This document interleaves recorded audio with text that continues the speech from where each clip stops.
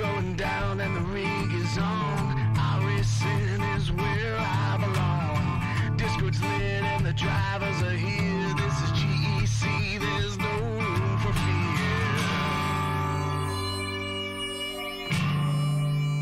Green flag drops and the engines roar. 40 cars and we all want more. Mash the gases, we're on the line. Four wide and we're feeling fine. Drifting close in a slipstream dance. Taking the corners in a high-speed trance. Tri-oval side by side. In this GEC league, there's nowhere to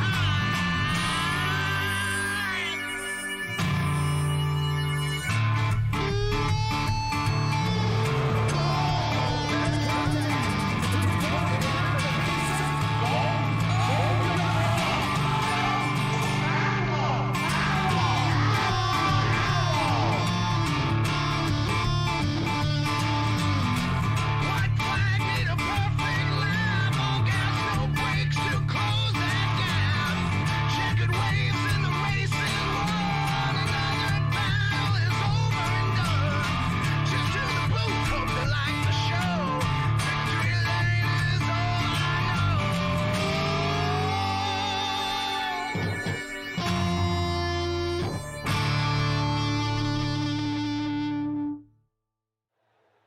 Good Tuesday evening to everybody out there joining us here on the GEC Racing League YouTube channel. Welcome to Pocono Race 6 of Season 8 here with the Collateral Damage Sports Network Truck Series. I'm Shane Cochran. Up in the booth with me as usual is Lee Kiernan. Lee, how you doing tonight? Yeah, really good. Good evening, Shane. The tricky triangle. Be interesting to see how everyone approaches this, especially after last week. Obviously, Bohr has dominated this series in the last few races. So has anybody got anything for Bohr? Yeah, he's won 4 in a row after Sahadak took the season opener at Daytona, and we're here, as you said, at Pocono. 3 turns instead of 4. The perfect mix of oval bumper-to-bumper racing and road course pit strategy. It should be interesting tonight. Our fuel window somewhere just under 24 laps or so, which is going to set up for the drivers to have some options on when they come to pit road. Not an obvious pit strategy tonight. But this is race number 6, the Bobby Wivell 250 Race for Suicide Awareness. We're honoring the son of one of our drivers, number 53, Robert Wivell, whose son passed away in 2011. So we're here to honor his memory and also bring awareness to suicide. And specifically, if you're going to remember anything about that, you want to know about the 988 Lifeline in the U.S. and in Canada. Anyone can call 988, call or text to get support 24/7, free and confidential for anyone in distress, not just for anyone actively thinking about suicide, but for anyone experiencing mental health related distress, substance use crises, or emotional distress. You are connected with someone who is a counselor, not law enforcement. They listen and offer support and share resources. So keep that number in mind for you or anyone who might need it. 988. Call or text in both the U.S. or Canada. And with that, we are just wrapping up qualifying here in the Pocono Raceway. And the question is going to be, does anyone have something for Bryce Bohr? 4 in a row. It doesn't look like. Yeah, it doesn't look like they have anything for him in qualifying. He qualified on pole with Jamie second. Yeah, and he also picked up the victory last night in the GEC Development Series. They run some of those ARCA cars open to all drivers, whether you're in the Truck Series, our Cup Series, or just new to the league, not formally committed to any of our series just yet. And Bryce took home the victory, I believe, just ahead of Lynch, one of our Cup Series drivers. The stats here are really interesting. We've had just a handful of GEC Racing League races at Pocono. 4 winners, 3 of them, that was the only Pocono race they've won with GEC. I was one of them, and I'd call that one being at the right place at the right time. I was running 3rd on the last lap when the front 2 drivers got together in the tunnel turn and ran away with that one. On the final lap, we are pacing here around this triangle. It's going to be Jamie Griffin there on the outside of the front row. Why don't we go ahead and take a look at our starting grid. Bryce Bohr on the pole, as we mentioned, 4 wins coming in. Jamie Griffin, third in points, going to be on the outside of the front row. Marcus Chafin and Josh Ryder in row 2. Then it's Daytona winner Sahadak and Dakota Osborne in row 3 with Blake Henderson and Kenneth Gallman in row 4. And then Michael Boyd and Ryan Moutre rounding out the top 10. John Anthony and Kyle Simmons in row 6. Spencer Teal and Klaus Brahm in row 7. Then Stephen Linger and Johnny Jones in row 8. Ryan Elsie and Scott Prim back in row 9. Then it's Robert Wivell and Chris Jones in row 10. That's your top 20. It's going to be Jonah Seawright and Wesley Lister in row 11. Then David Culleton, Jess Childs. It doesn't look like Childs, Eller, or Sabron have actually started the race, or they're going to be starting from the pits. So we've got 23 trucks out on track to take the green flag as they are coming out of turn 3. We're going to see that pace truck head down pit road. And Bohr in the 57 going to take the green flag. We are racing here at Pocono.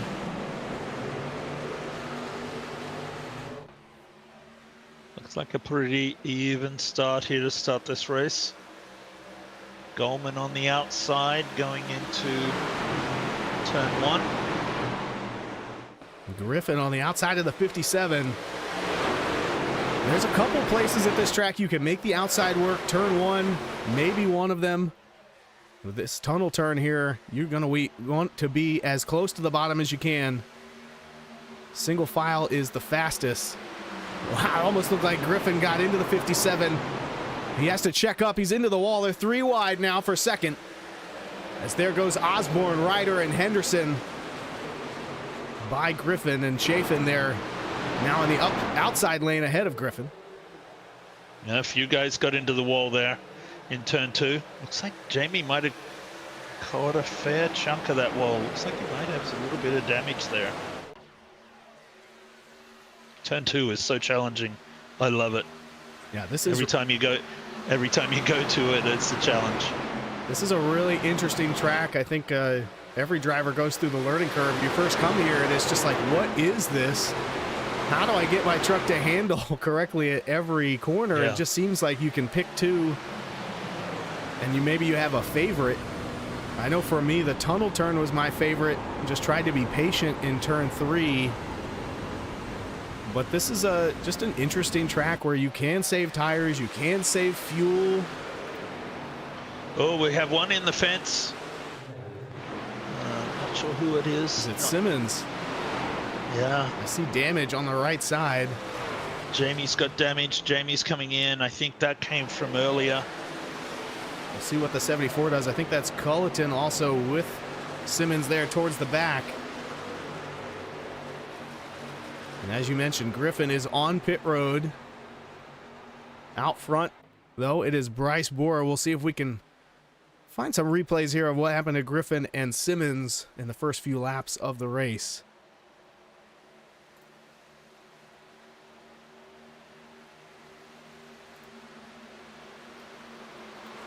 See, Simmons now has lost the draft. This track has a similar drafting pattern as Indianapolis, where you just absolutely need to stay in the pack to keep up that lap speed on the straights. So Simmons in a bit of trouble here as the field's starting to get spread out, and he's got a bit of a gap up to Culleton just in front of him. Yeah, the other guy I'm worried about is Jamie, because once you go a lap down here, he's 27 seconds down. Once you go a lap down, you're in trouble. Quite often stays green for a long period of time and you don't get that lap back. And he has used his fast repair, we can see here in our data. Yes. So not what you want if you're planning on a long race to kind of pace yourself on the intensity and the damage. Speeds are high here, so if you get in trouble in the turns, like we saw with that 5 truck, you're going to get heavy damage when you make contact. Osborne and Ryder are staying with Bryce there. So great job by Osborne. He's latched onto the back of Bryce, and Ryder's right there with him as well.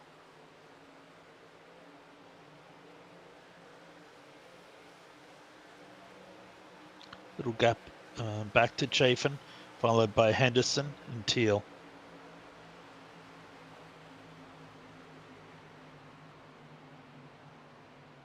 At 51 and 25, they are joining the party. Here is the top 5 are now bumper to bumper. And then Teal trying to get into that picture as well.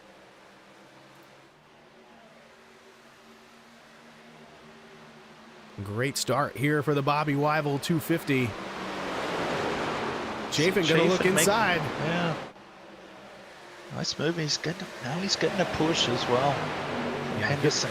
Getting that help from Henderson is going to make it a lot easier. Ryder with contact there from the 25 pushes him up the track. He's going to lose that position, but keep it out of the wall. I think that was the smart play. You're tempted to just stay in the gas and try to get that position back.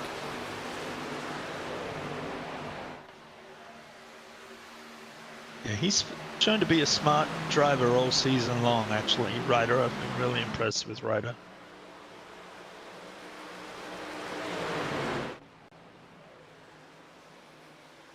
Well, it looked like Teal might have gotten a bit loose and into the wall. He's going to tuck back in behind Ryder.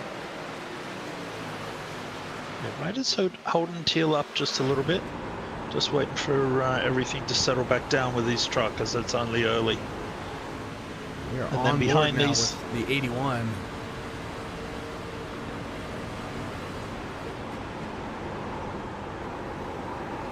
I love these shots every time you show them. And that is a very wide entry into turn 3, but it's going to give him a run here down the front stretch as he ducks to the inside of Ryder. This is a battle for 5th place.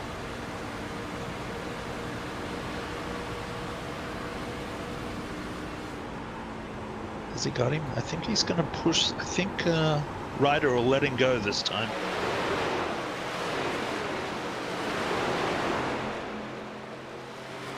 I think he'll fight it too much. And this is a tough track to have patience, because if there's no stages and no guarantees of a caution, I mean, you cannot afford to let a driver like Bohr and that front pack get away from you and whatever pack you're running with. Which is exactly why Jamie used his fast repair, because if he had gone a lap down, that was probably game over. And he is still 16 seconds behind Simmons, who is 13 seconds behind the pack, with that back driver and that main pack being the 50 of David Culleton.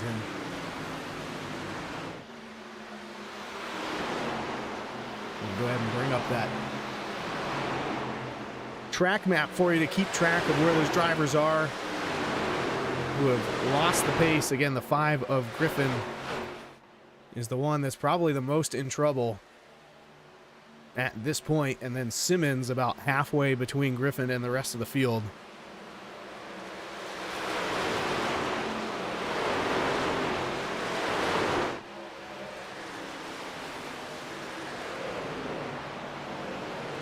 I just saw Seawright put a move on Anthony there. Seawright just took him up to the wall just a little bit, but everything worked out okay for those guys.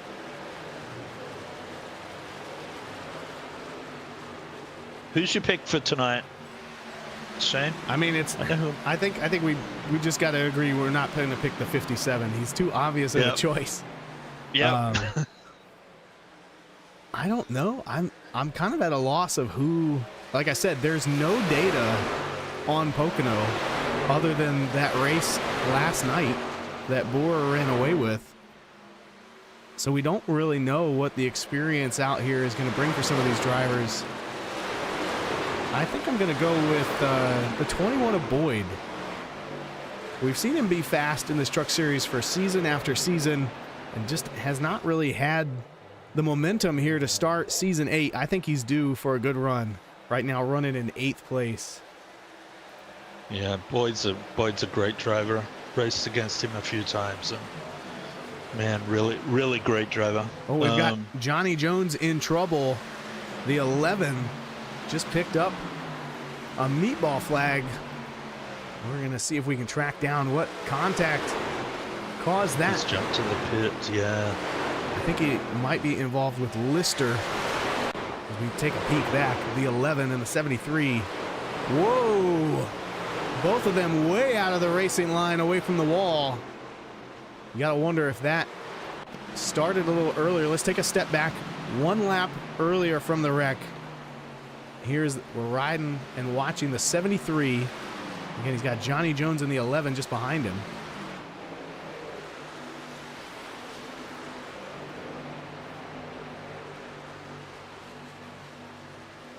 Looks like the 11 and the 91 of Linger are catching Lister.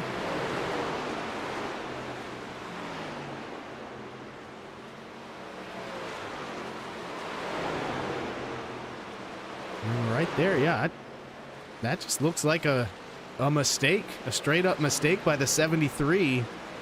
Either he got loose or just didn't realize that Jones had gotten such a run on him and was beside him.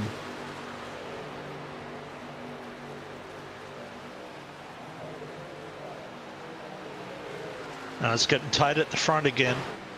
We've got Chafin right close to Bohr right now. Just a quarter of a second back. And Osborne dropping back to 3rd as Henderson is now up to 4th. These guys are pretty tight right now. Just while we were there, Chafin was having a really solid look down the inside of Bohr.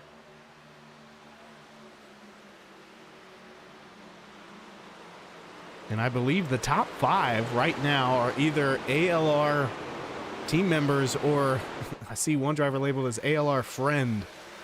It's Spencer Teal. So these top 5 all associated with ALR right now.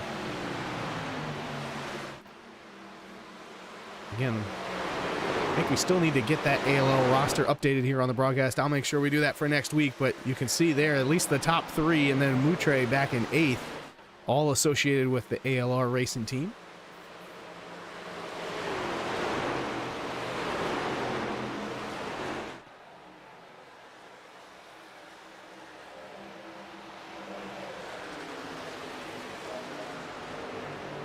We have everyone's spread out nice at the moment. Everyone's playing nice.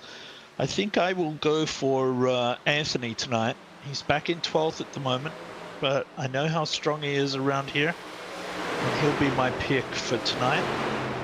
Didn't qualify particularly high, but I know him and Goldman are particularly strong. Both are out of the skid mark stable, so tonight my pick is Anthony.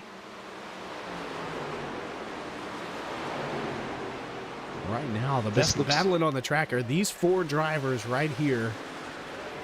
It looks very green. Everyone's racing well and giving each other respect.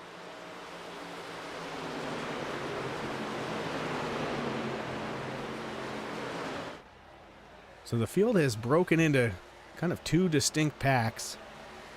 You're looking at the timing all the way back to 13th. Boyd's having a look here. He's got a push there from behind as well. Here comes Osborne back to the outside of Chafin.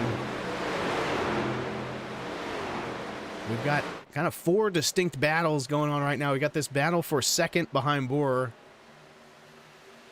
Then this group of 4 behind Teal, Moutre, Ryder, and Boyd. And we got another battle back here. Sahadak, Seawright, and Anthony. Yeah, Boyd didn't get by, and he actually dropped to the back of that group. Oh, it looked like he touched the wall then as well.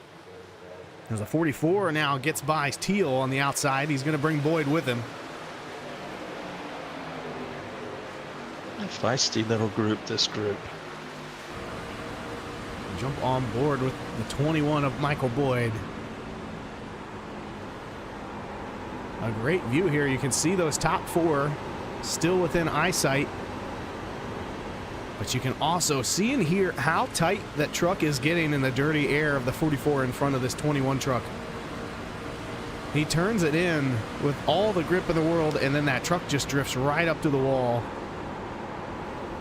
And there's just no clean air available for Boyd right now. Man, this next corner goes on forever.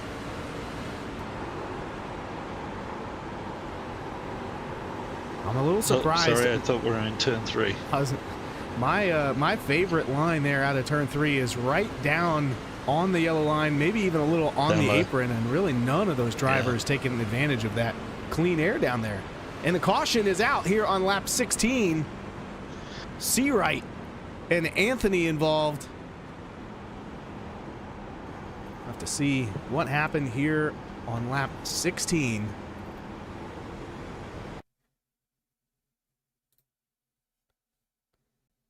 And it's Seawright and Anthony getting together.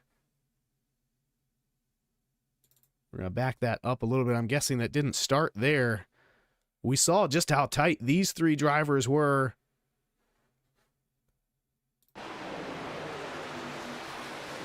Here they are. So Seawright's on the outside, Anthony down low. Anthony pulls ahead there into the tunnel turn, I believe that is. But does not clear the 15. And then as they come off the turn, both of them get together. Seawright loses it. Is that Wivell that gets by clean and Gallman? And that's going to be the first caution of the night. And this is a godsend for Griffin and Simmons. Yeah, it certainly is. Well, let me rephrase that. I think it is for Griffin, as he was still on the lead lap, just not caught up with the pack. Simmons was actually a lap down, but so is Johnny Jones, who I believe will get the lucky dog here. So Simmons still going to be looking for at least one more caution to help him get back on the lead lap. Unless we see everyone pit here and Simmons has an opportunity to stay out and catch the wave around, but that is going to put him at a huge gambling disadvantage on fuel strategy. As we mentioned, the fuel window somewhere between 22 and 24 laps, depending on how hard you save. And we are already 16 in, so that would be just 8 laps of fuel remaining for Simmons to have his fingers crossed for a caution.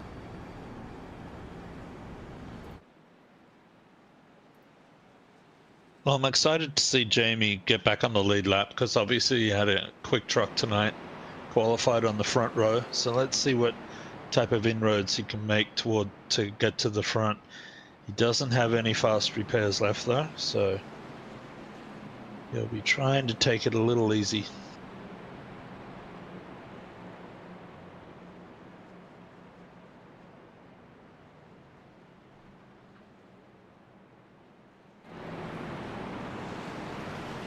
He's going to close the field up now.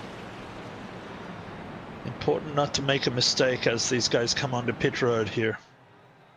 Yeah, so Bryce Bohr going to lead him down pit lane, and it looks like just about everybody is going to follow him. Again, this might be an opportunity for that 74 of Simmons to try and get a wave around. He's coming in. Oh, he is? Okay. Yeah, I don't know. I might have taken the gamble. I'm not sure what other chance you're going to have to get that lap back. Again, Johnny Jones in the 11 has picked up the lucky dog. He is booking it around this 2.5 mile track right now. Boyd overshot his pit lane. It looks like he had to reverse back to get into his pit stall. That'll probably cost him a penalty, I would think. It looks like he still beat everybody off pit road, though. Not seeing any black flags yet.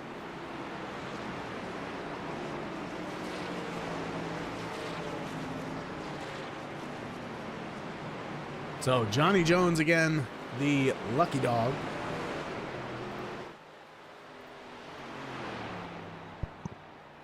Now he's going to come down pit road.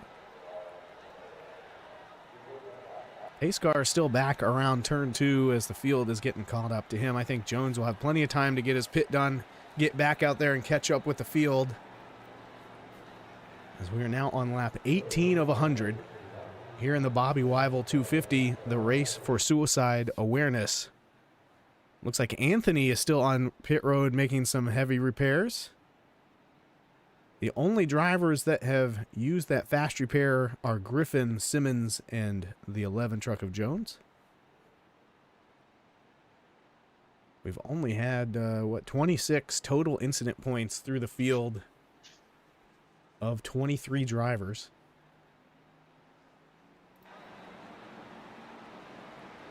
It is still Bryce Bohr out front with ALR teammate Osborne just there behind him.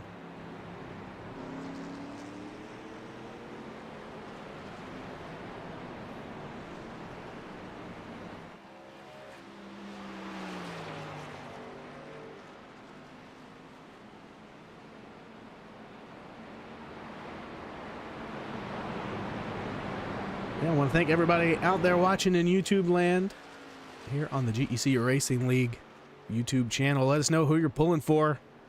I know we've got some Skidmark fans in the gallery, as well as somebody pulling for Kenneth Gallman in that 71. He just barely missed that last wreck. I was just thinking, what, maybe we should go back and jump on board with Wivell in the 53 for that last accident, if we can. I think he was just behind it and managed to avoid it.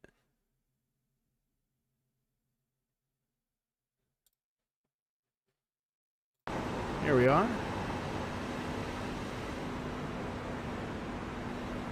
Yeah, as whoa, both. Oh, he might have actually picked up a little bit of contact from Anthony. Otherwise, kept it pretty clean. He did have an extra 15 seconds there on pit road compared to the other drivers around him, so just the slightest bit of repairs getting done there on the 53. In terms of who's made repairs other than their fast repairs, it is just Anthony and Wivell logging Lights that out. time.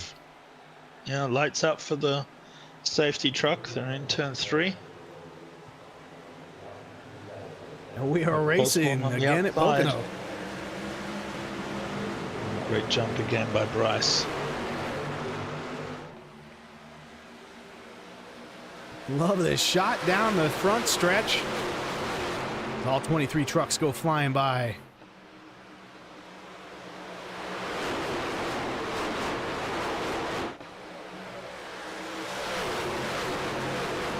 Everybody keeping it out of the wall this time around, but they are racing hard up front.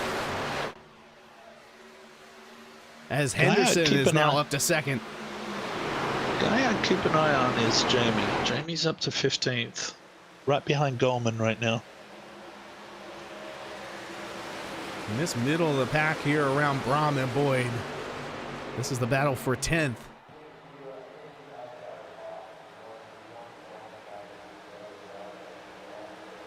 Like Walter's making his way forward as well. That's the highest we've seen him tonight. Up to 8th. Even after that contact, right now Seawright is up 12 positions to be in the top 10. Oh, and Henderson. Henderson to the lead on Bryce. He's got some push from behind. That's Chafin on the outside in the 51. But the 79 is going to tuck in with Bohr. It's going to be 2x2 for the lead, though. The 25 with the lead for now, as you see Bohr all the way, all 4 wheels down on the apron. And he gets loose on exit. There goes Osborne down low. They're 3 wide in turns 3. Oh, and it looks like the 51 slams the wall. That's going to kind of break up this front pack. So Henderson out in the lead, but he's got no drafting help. So expect this pack to catch him if they can get organized.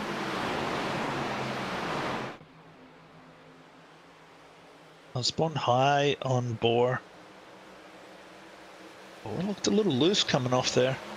Yeah, he's got those rear tires heated up on that first lap after the restart, and he is struggling to get them to stick now. Gonna drop all the way back to 5th. As now Moutre has gotten by in the 44, or at least he had for a moment.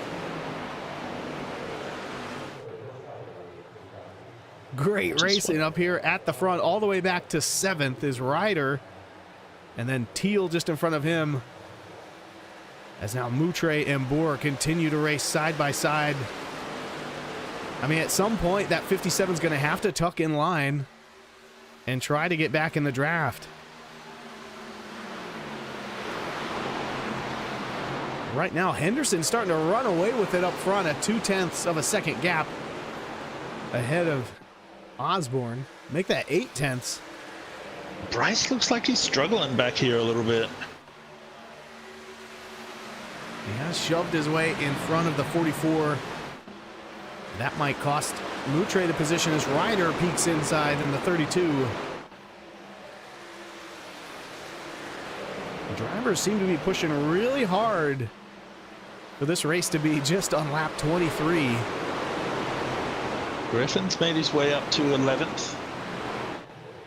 Right behind his teammate Sahadak. They've got Brahm pinned on the inside.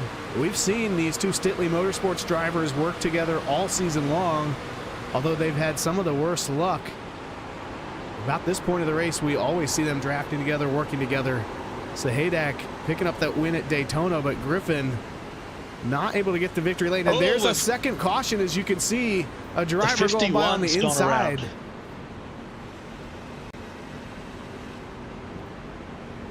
Marcus Chafin. And now Johnny Jones picking up some contact as well. We'll go back and see what happened to the 51. He's just in front of Boer. I think Boer put his hand up on the comms.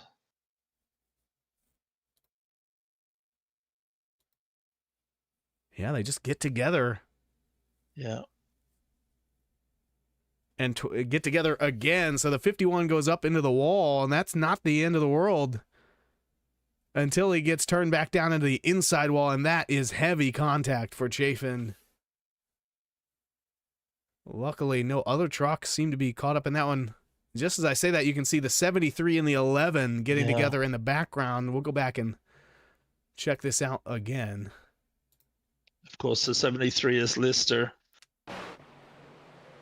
That blimp might be a little too far away for us to see anything. Let's back that up and see. Why don't we just jump on board with Boer and get this front row seat here. He just gets a really good run here. Doesn't want to give up on it. He gets outside of Chafin. I'm guessing that's one of those things where the bumper gets there before the spotter does. And Chafin probably had all the wheel he could into it without getting that truck loose and was just sliding up to the wall. And Johnny Jones has picked up another meatball flag. As we go back and see what happened to the 11.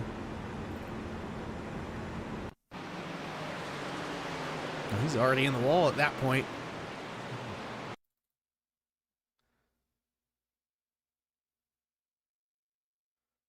Ooh, it looks like Anthony is also involved in that one.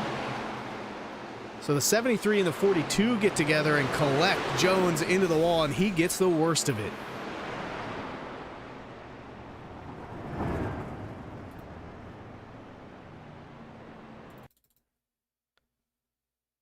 So for some drivers, their day's going from bad to worse.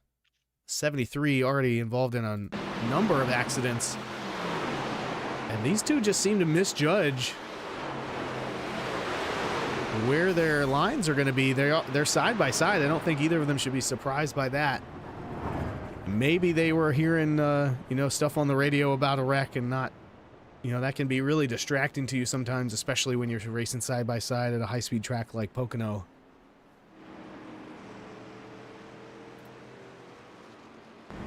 So now we've got Boer and Chafin, two drivers who've been racing up front most of this race, coming down pit road. Maybe trying to reset. It looks like Borer went fuel only. Maybe just wanted to check if he had any damage. I don't see him using that fast repair. So this is really going to shake things up. Again, I think this is a tough race to strategize because it could go green the whole way, or you could pick up a couple cautions here and there that can really just shake up the fuel strategy. I see Simmons is back on the lead lap now, and Griffin is well and truly in the top 10 now. Up to 8th. Yeah. So now this is where the strategy split is going to start. We've got the top 17 drivers. All came in on that last caution about 8 laps ago, picked up 4 tires, some of them also making repairs. And now we've got Lister and Borer back there. Lister on 2 tires. Borer just taking fuel, Chafin 4 tires and fuel.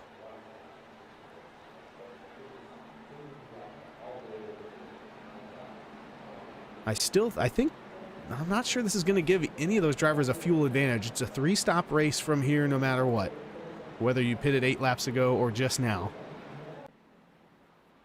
You should be able to make it to the end on 3 stops, but it might be that you can take a little less fuel, maybe on that last one, or maybe divide it up, go 2 tires somewhere in there if you get green flag stops.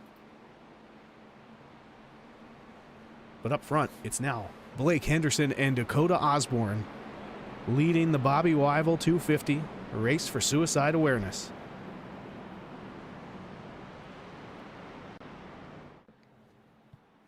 So Bryce is back in, what spot is he now? He's quite deep in the field. 19th on my screen. Yeah, so that's going to be tough coming through there. He's going to be coming through the middle of the pack, and that's when bad things happen. So that'll be an interesting. Keep an eye on him tonight.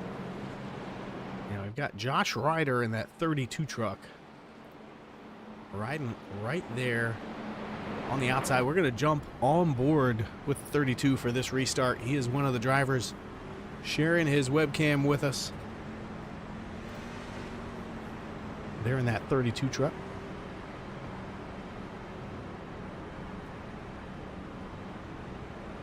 Looks like he has some fans there in the background too.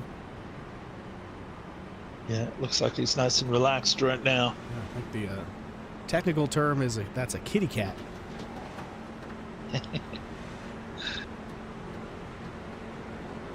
So we're riding on board with the 32 truck. He's in 3rd. They're on the outside behind Henderson. Coming to the line right now. A little bit of a bump there on the inside. That's going to push Osborne up in front of Ryder.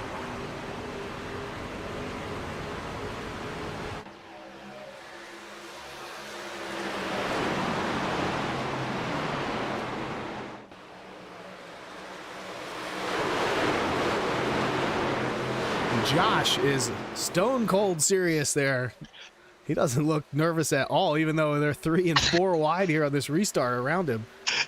I was going to say the same thing. He looks really relaxed. I'm like, oh my gosh. He's got it dialed in. Yes, he has. Good job, Josh.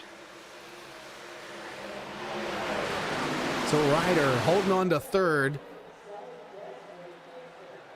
I'm looking back. Borer already up to 13th. He's in the middle between Culleton and Robert Wivell in the 53. Oh, Culleton makes contact with the 57. Yeah. There was not quite enough room to be 3 wide the way these trucks run off the corner. So the 50 gets back by Borer. Wivell tucks in behind.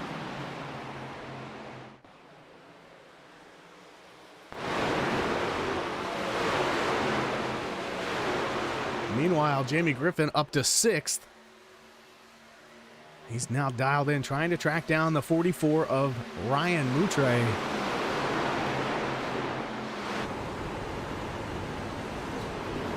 Oh, Anthony contact there between the 5 and the 44.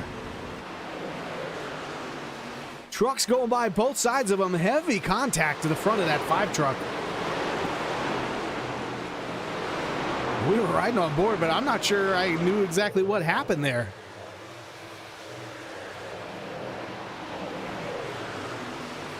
go back a lap. Let's see what happens here between the 5 and the 44. Maybe a lap is going to be a little too long here at Pocono. Griffin down low, getting a little bit of clean air. Getting a push from Teal.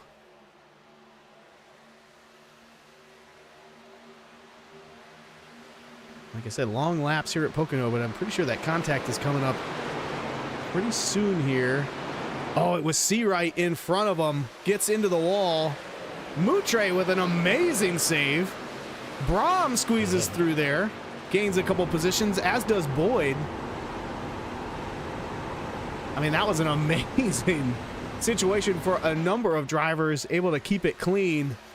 But I can see the pushed in grill on that 5 truck. That's got to be slowing down Griffin. He's now back to 9th. And while we're watching that just then, Ryder and Osborne traded places about 3 or 4 times. So it's on here at the front. Henderson's got to jump on him by about half a second. But I think they'll be able to close that down if they just start pushing a little bit.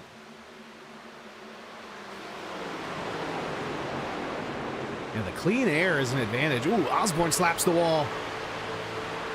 As we're now riding on here with the 32. He gets to the inside. But Osborne charges back on the outside. Out of turn 3, they're side by side for second. Ryder going to tuck back into third.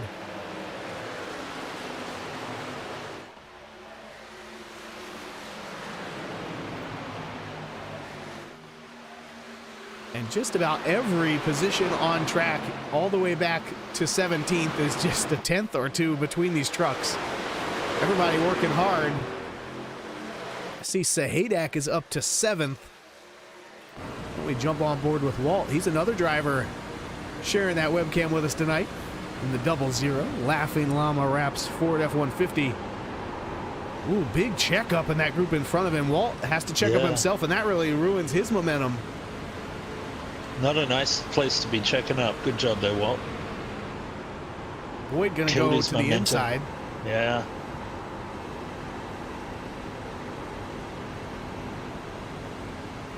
He's smiling though, is Walt, having fun out there. I actually really like this camera here, Lee. He's got it, I think, mounted up on his monitor, and it's got a bit of a shake to it when that force feedback comes at him. Yeah. You can really feel the intensity here riding along with Sahadak. Yeah, that's very true.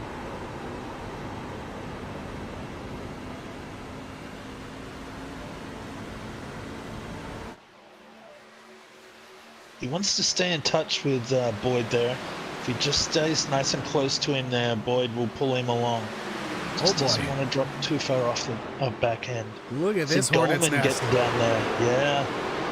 Goldman, of course, Bryce Bohr coming through as well. Bryce has got him up the inside. Henderson fights back around the outside though.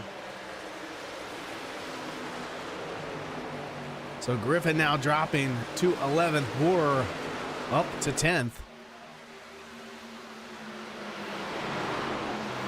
Yeah, you might be right. That damage that Jamie sustained to the grill might be costing him a little bit. Yeah, I don't think it's hurting the handling, but when he get on the straights, you can see he just kind of backs up that pack. Moutre into the wall. Bohr down low to avoid contact.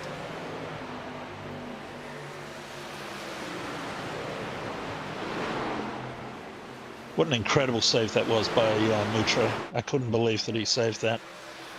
And we talked about how calm some of our drivers look on board, but I know one driver that always looks intense. That is Klaus Brahm in the 41. He has raced his way all the way up to 6th here behind Seawright. He's going to get a run. He chooses to push him.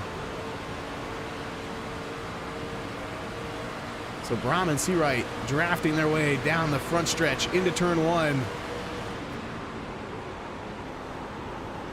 Brahm's going to take that high line, get the clean air, and maybe try to get a run off the turn.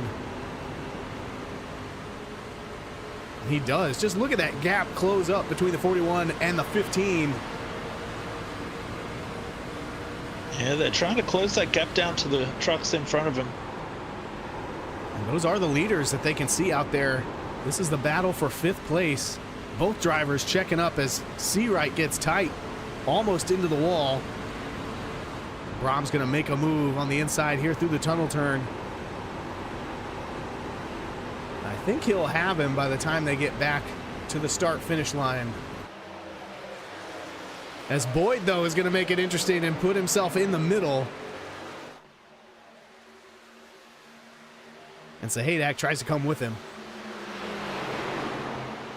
I just saw in the background where Goldman and Anthony have tied up together, both skid mark trucks.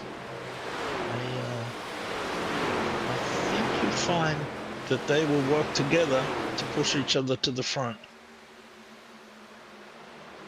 They're trying to get by Moutre in the 44. Yeah. He's got a bit of damage too, Moutre. Ooh, he closed the door on him there. And now Spencer Teal has gotten to 3rd around Ryder.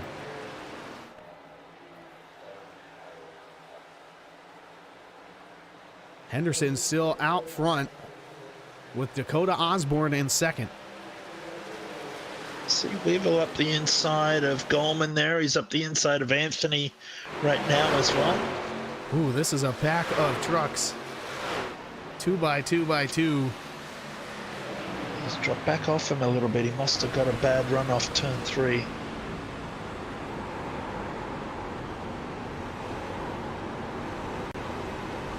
Robert Wivell racing for Dirty South Racing this season. They're in the 53.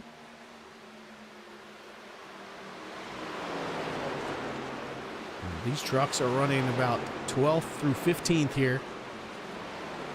Hard racing all through the field. Again, they're kind of broken up into groups of hard racing. That's a tough turn to go through there side by side. It's a little bit of you're kind of playing chicken with the other driver. Who's going to go in? Who's going to drive it in deeper and try to clear them? Or are we both going into the wall? Bounce off the wall? Yeah. Wivell got through on Jamie there. I think Jamie's experienced a little bit of damage, as you said, from the front of his truck.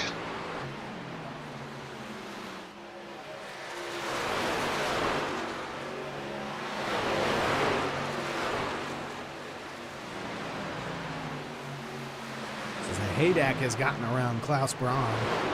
That puts Walt up to 7th. Borer is just behind this group. They're kind of all alone, trying to catch the draft off the back of them. He's now up to 9th. And we are just 38 laps into this 100-lap race. This green flag run has kind of felt like an eternity here as we had a couple cautions break up the early runs. But it has been 23 laps since these drivers were on pit road, most of them anyway. Expect to see drivers on pit road here in the next lap or so.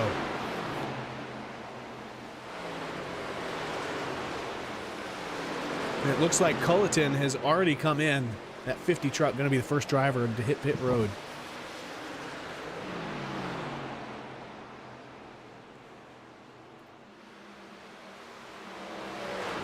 Henderson continues to pull away, but now the battle for 2nd.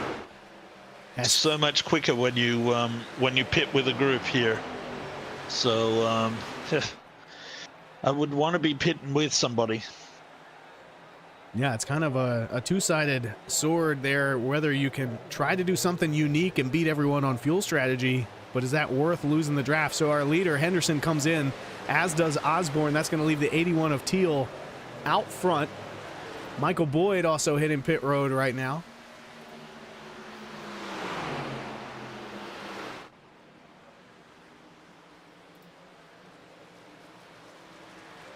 So the first green flag pit stops here in the Bobby Wivell 250 with the CDSN Truck Series on GEC Racing League.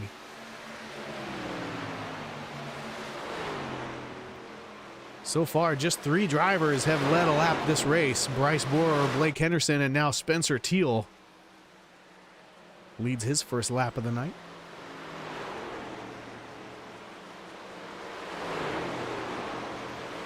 I'm impressed with Brahm. Once again, he's making his way through the field. And Borer has made his way up through this pack. I wonder if when some of those drivers peeled off to pit, they slowed down Seawright, Sahadak, and Brahm just a bit, and that let the 57 take advantage. Now again, the 57 does have an 8-lap differential on fuel. He is not in a hurry to get to pit road like everyone else probably is going to be this lap. As Anthony, Gallman, Simmons, and Prim are now all on pit road.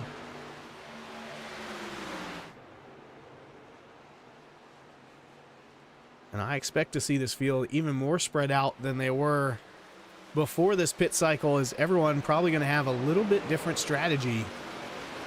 I'm already seeing there's at least one driver that went 2 tires.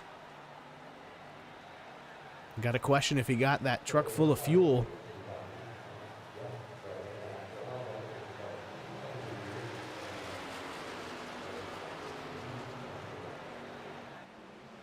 Ryder and Teal still out there as Brahm, Seawright, Sahadak all on pit road.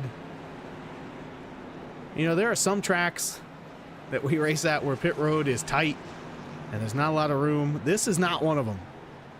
I mean, the pit road alone feels like it's a mile long. And I mean, it looks like 20 lanes wide. It does. A lot of room to get done what you need to get done. Also seeing some interesting pit signs down there. Seen a lot of guys shoot through their pits today. I'm not sure why that is, but whether they're just missing their pit signs or... So now Teal comes to pit road. That leaves Ryder out front just ahead of Borer. And Ryder has now run 27 laps on this tank. I know some of those were under caution, but that is much longer than we were expecting from our pit road reporters pre-race. So we're going to want to keep an eye on that. How long can these trucks go? And is anyone going to try to stretch it to maybe try a different strategy? I'd be nervous. This is a long track to coast around if you were to run out of fuel. I'd be coming this time if I was him. He got his point. And it So looks hopefully like he's coming in. Lister in the 73 just picked up a black flag here on lap 42. As we see Borer going by the 32. I've got to think Ryder is coasting a little bit. I mean, Borer just caught him in a hurry and is still running away. Has Ryder pushed it too far on fuel? Looks like he is going to make it to pit road. So we jump on board. Everything sounds like it's still running to me, Lee. Yeah. That puts Bohr out front now with Chafin in second. Although it says Ryder, it's not Ryder in third because he's pitting. So that'll leave Henderson in there. And so Henderson going to be the first truck that has pitted in this cycle. Bohr and Chafin have about another 8 laps or so before they will need to come to pit road based on the fuel mileage everyone else is getting. So that was officially 28 laps for Ryder. Jot that down in your crew chief notebook, as we have 57 laps remaining. I think that means that if Ryder wanted to, he could try his darndest to do this on one stop. I was breaking out my fingers as well, doing all the math then, and I was like, oh, maybe you can do it. Yeah, this is the Shane Cochran special. If I'm in one of these situations, I am always running the numbers, trying to see if I can steal a win away from these drivers that just have raw speed like the 57. Because right now, that might be the only way I can do it. Now, Borer, he's still going to need 2 stops, I think. So if you're willing to play fuel strategy and you're the driver of the 32, right now he's the last truck on the lead lap. I think if he could find somebody to draft with, which he's not going to anytime soon, you can actually see him there in front of Borer as the leader is tracking him down. Yeah, he needs to find some other trucks right now. There is, yeah, the next closest truck in front of him is 5 seconds away. That's Kenneth Gallman in 16th. But if he could find a way to save some fuel, he might be able to skip a pit stop compared to everyone else in the field. Maybe, I'm trying to think, the only other drivers that might be close, Griffin, but he's a lap or two worse off than Ryder is. The race for third is interesting between Henderson and Osborne, because they're the guys that are on the alternative or the other pit cycle. So that's Henderson, Osborne, Boyd, and Teal. Trying to see, there's not many positions that are close on track, but this is the closest here between Moutre and Seawright.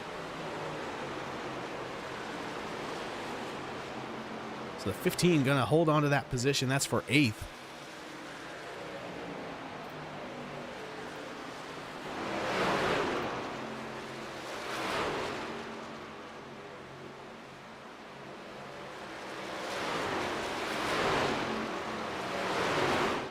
Moutre's going to try the outside here. If he can get a fender up the end. Yep. Okay, here we go. Gets a little sketchy on the outside here. I do want to mention Jonah Seawright here. He has not had some of the finishes necessarily that he's looked for this season, but he has been kind of the hardest charger. Looking through the stats, no one has made more passes or gained more positions from their start to finish than Seawright has this season. He averages 9 positions gained during the race, and he's had 143 passes out on the track coming into today. So Seawright is a hard charger. He might need to work on his qualifying. This is kind of a two-sided stat here, but that 15 truck is always driving hard. He is running in 9th right now. Raced against Jonah many times, and he's a very, very hard racer. He always gives it 100%. Just behind Seawright now is the 42 of Anthony. He's got Brahm and Wivell there racing behind him as well. Wanted to mention Anthony, as I believe he is the cleanest full-time driver. I mean, a driver that's made every race this season. He's got the fewest incidents, averaging just 3 per race. I think he was very high last year as well. So we should be giving points out for that, I think.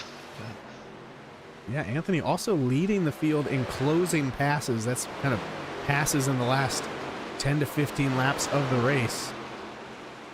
So he is someone who kind of makes the most there on the final run as we hit lap 49. We're just about halfway here in the Bobby Wivell 250, the race for suicide awareness. And the field has been spread out with the exception of these 3 drivers right on top of each other after a green flag pit cycle. Borer and Chafin have now come to pit road, and that leaves Blake Henderson back to the lead. He's got Osborne 3.5 seconds behind him. And then my pick today, Michael Boyd, has cycled his way up to 3rd. As he's here behind Lister, who is the first truck 1 lap down, and they make contact. Lister has just not been able to avoid contact out on the track today.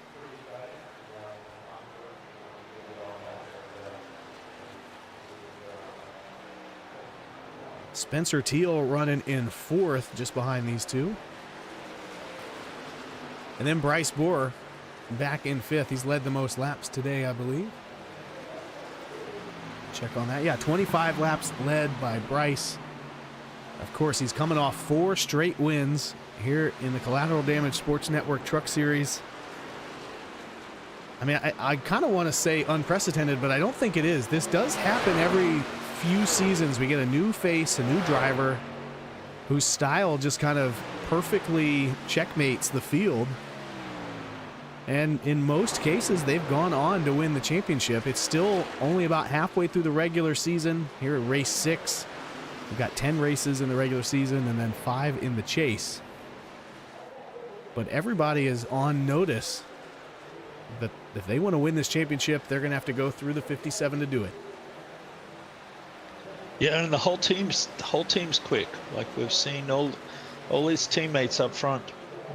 So hand out to those guys.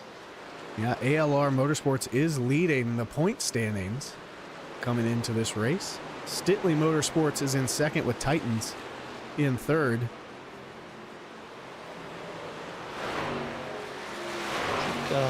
Brom just got around Anthony.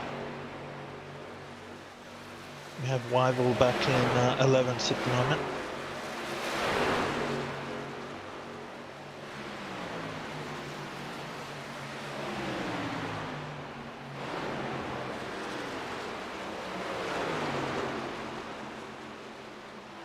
Brom now in ninth. It looks like Robert's looking for a move here on Anthony.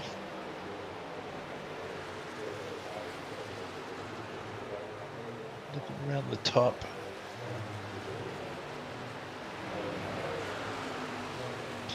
I put money that he's going to go down the inside here. Yep. It looked like Anthony might have tagged the wall just a little bit on the front stretch. Yeah.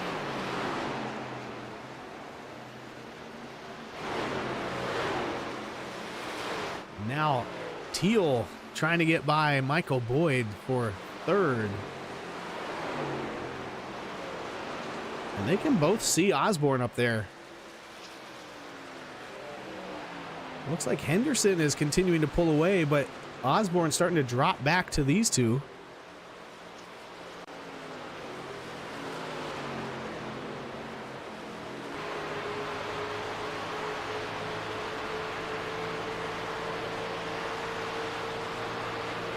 Fence has been very clean tonight.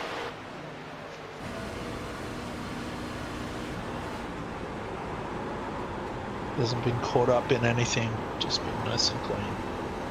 Yeah, I mean, I'm looking at the stats here. It looks like there's about 6 drivers that have not had a single incident point. Blake Henderson out front is one of them.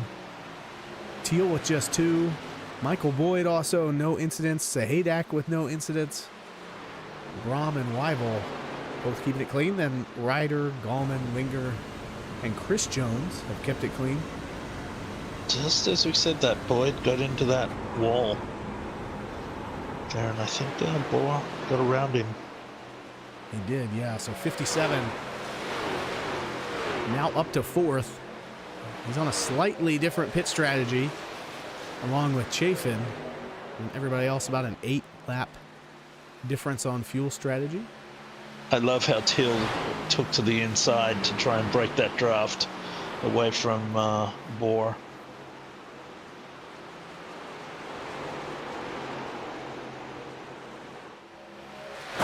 That's always one of those things where I'm never sure if it actually helps, but I'm too worried about it, about taking the gamble that it does, to not try it a little bit. Well, maybe he was letting him by. Ooh, both of them tagged the wall there. So Bohr now up to 3rd. He's about 5 seconds out of the lead behind Blake Henderson. And he has an 8-lap fuel and tire advantage over the top 2. I'm not sure 8 laps is going to help you much, though, with the way they're breaking down, unless we have another caution. You can see Bryce's journey over the course of this race. Leads 25 laps or so to start it. Then gets caught up in that caution, the contact there as he was coming back up through the field. Then goes with a fuel-only stop there and starts his march to the front. And he pitted 7 laps ago to get 4 tires, and he has got a run here on Osborne. Yeah, Bryce is pushing hard. So Bohr now up to 2nd.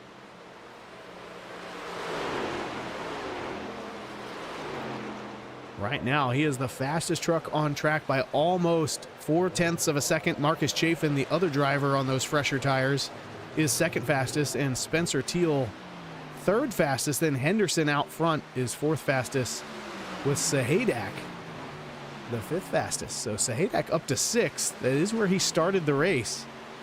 He's had a bit of an up and down journey getting there. Just kind of hovering right between 5th and 10th all night long. Really consistent night for Sahadak. Looks like Moutre could be working together here with Sahadak.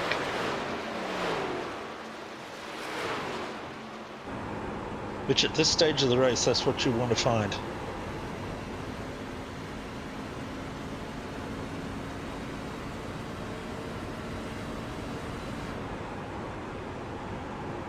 And Walt now with a lot of clean air in front of him. See, Robert Wivell just got around. See, right, I guess they're going backwards and forwards at the moment.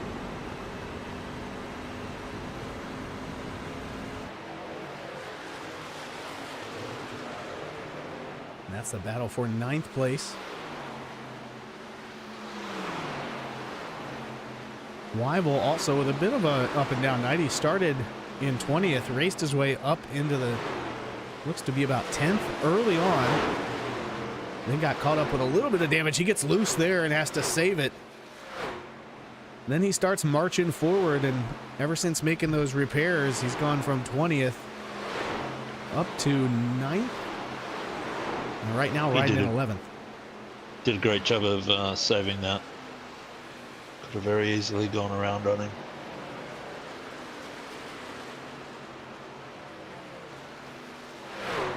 Falling back and the clutches are chafing now. Anthony got around him. Still a 3-second gap between Blake Henderson and Bryce Bohr up front. As that gets closer, we will take a look at that. But right now it's Moutre and Sahadak, closest battle on the track. As well as here between Seawright and Anthony. These guys have been going at it the whole race. Of course, they got together once and caused caution.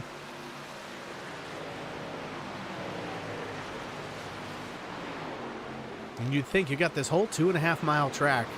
How likely would it be to run into the same truck you already ran into once? And I feel like it's just a part of racing. That's the way it works. It's like a magnet. Whichever driver you're most upset with is the one that shows up right in front of you.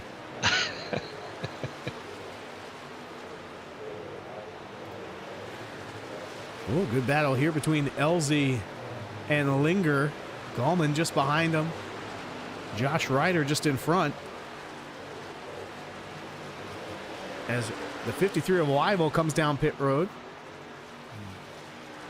This was just 15 laps, or sorry, this was just 17 laps into his fuel run. So he might be playing a bit of strategy here at the end of the race with 42 laps remaining. It's definitely a one-stop race from here.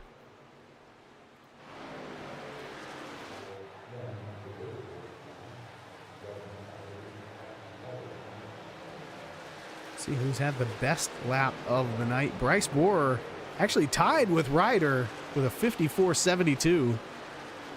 Then Robert Wivell actually with the 3rd fastest lap all night. Blake Henderson and Klaus Brahm also in the top 5. You know, ever since Jamie got that damage, he hasn't marched forward.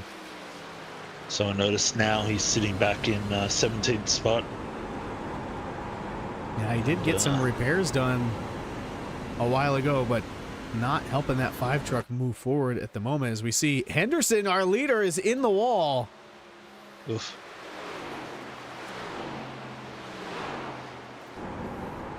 So the Bohr was 25. closing him.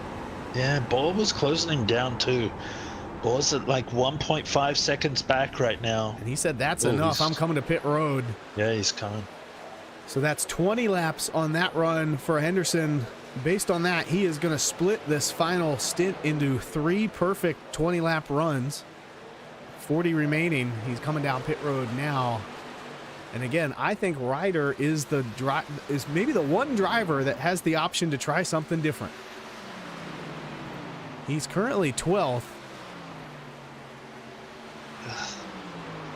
He doesn't have anyone to run with though. He doesn't. But he is just 17 laps into this run, which means he should be able to go another 10 if he can match that last run, another 11 even.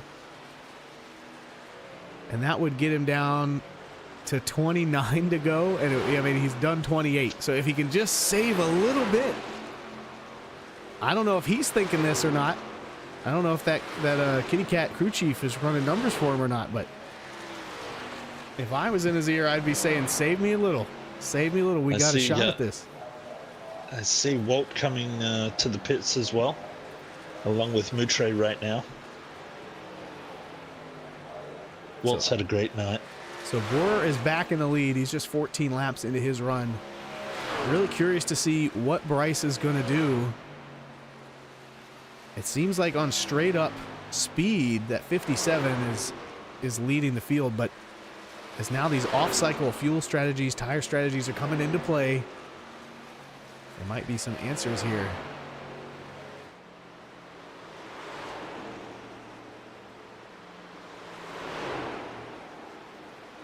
So now Osborne, Sahadak, Moutre, Gallman, they're coming off pit road. Jamie Griffin coming onto pit road. As is, here they come, Bryce and Spencer Teal. Our leaders are in. And then 13 seconds behind them is Klaus Brahm, and he's coming in.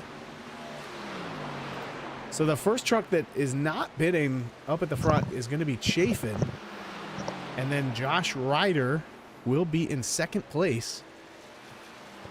Again, I think Ryder might be a driver that can make it here on one more stop, as can Chafin. He doesn't have to save as much as Ryder. He came in 5 laps after the 32. And even better, the 51 has some drafting help here as he's tucked in behind Gallman in the 71. So this is getting interesting now, as Chafin is in the lead, and he's also... Oh, and the caution's out here on lap 63. Jamie Griffin is slow. And that is, well, throw all that fuel mileage stuff out the window. Yep. I think Chafin was sitting pretty to run this thing out with just one more stop. And he would have had a 25-second lead back to Bryce Borer that he could nurse. But that is all gone now. Jamie Griffin brings out this latest caution. The third one here in the Bobby Wivell 250, the race for suicide awareness. Let's go back and see what happened to Jamie. I think he lost the back end. Wow, that almost looked like a missed shift, Lee. That truck just flew around. Yeah, maybe we'll go on board with him.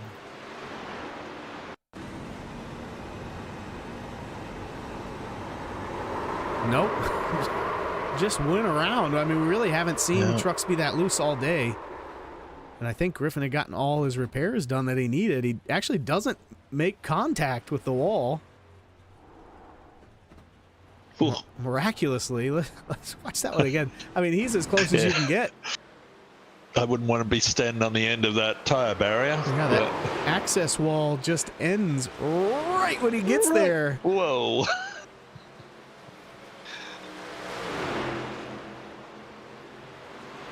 Let's watch that one again.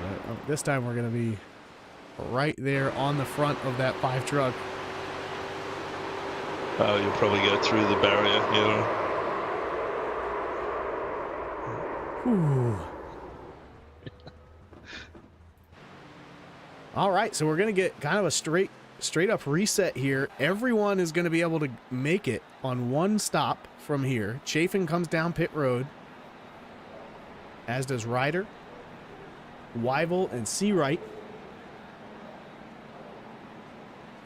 So Henderson and Borer are going to be the big winners here on this caution. This brought, like I said, I think they were going to have a pretty big gap to Chafin, and all of them still needing to make one stop to finish the race. And there won't be a lucky dog, I don't think, on that one, because Jamie was the first truck a lap down. I do see the 4 going around. I think Chris Jones might have gotten it. There you go. Okay, got it. My bad. Usually iRacing won't, instead of giving no one the lucky dog, they just kind of find the next truck eligible. And I believe they do. if Griffin was in front of him, then it went to Jones. So Griffin now, the first truck 1 lap down. He's got Culleton and Lister on that lap with him. So those 3 will be battling for the lucky dog when we go back green. Chafin gives up the lead, drops all the way to 15th.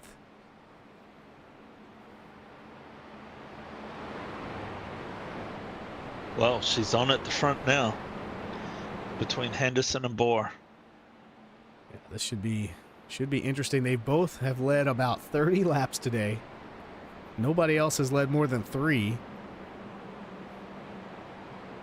So it's kind of a 2-truck battle here, but as I mentioned before, I want to race when the front 2 drivers wrecked each other. So if I'm Osborne, Teal, Boyd, Sahadak, you don't want to wish anybody to have bad luck, but sometimes you do when you're running 3rd and 4th and you don't have the raw speed to go up there and take the lead. Okay, there's 35 laps left. Can you do 35 on a tank? I don't think so. The longest we saw anybody run was 29, I believe. Let's take a look here. And that was earlier on in the race. The longest I've seen now is 26. That's a great infographic.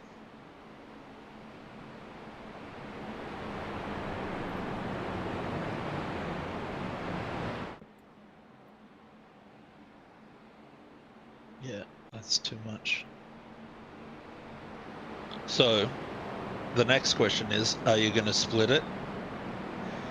Do you run your tires really hard now and maybe split it in third and come like after 15 laps and run the good off your tires really hard at the beginning? Well, I think if it's me, I'm looking at the math, right? You can do up to 28. Let's call it 25 to be safe. So you can do a 25 and a 10. That means that second run, if you split it like that, can absolutely be fuel only or 2 tires and save you pit time.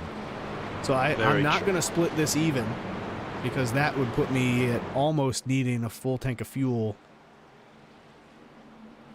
And there's no advantage to coming early if you're going fuel only. Right? Coming early could be an advantage if you're getting tires. But yeah, so I think the plan here would be it's not going to be all out speed. You're not going to want to ruin your tires. But you also don't need to save that much if you're planning to take 2. You're going to get a little bit of extra tire back on that stop. But if you're planning to go fuel only, which I'm sure somebody will, it'll save you an extra 2 seconds or so over the 2-tire guys.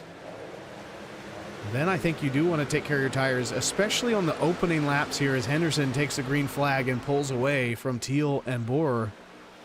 The first 2 laps on cold tires are usually when you set yourself up for success on the run. If you over abuse those tires, get too much heat in before they gradually come up to speed, that's how you wear those tires down faster than you need to. It looks like Teal's pulled the trigger. He's been quiet all day, and now he's flying right up there behind Henderson. He's talking about taking care of your tires. I think that's what Bohr's done. Just easing into his tires right now. So Henderson holding on to the lead for now. It's also getting a little foggy here at Pocono. I'm glad you said that, because I was looking at it from the blimp view and I could barely see the cars. Yeah, don't get out the Windex and try to clean your monitor. This is on the track.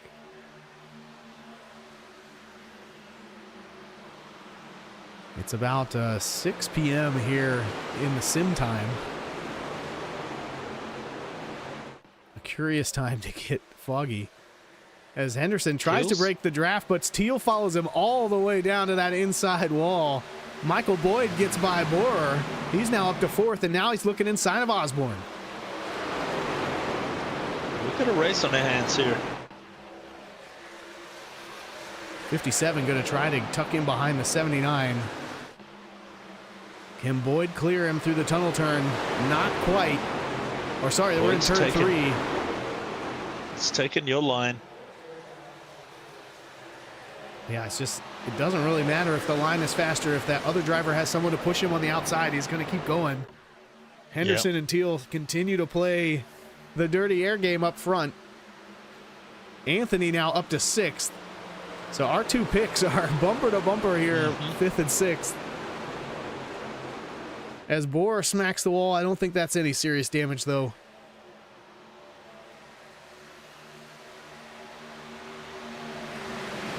So Boyd going to fall back to 5th as Bohr gets back around him. Henderson is still in the lead.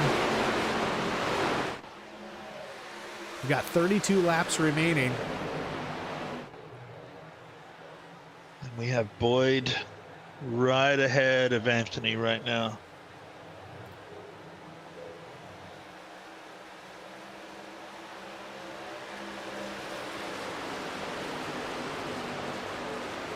All right, why don't we do a run through of our top 10 as they run? It's Blake Henderson out front. He's now led 35 laps on the day. He's got Spencer Teal just behind him. Spencer started 13th, but has been spending most of his day in the top 5.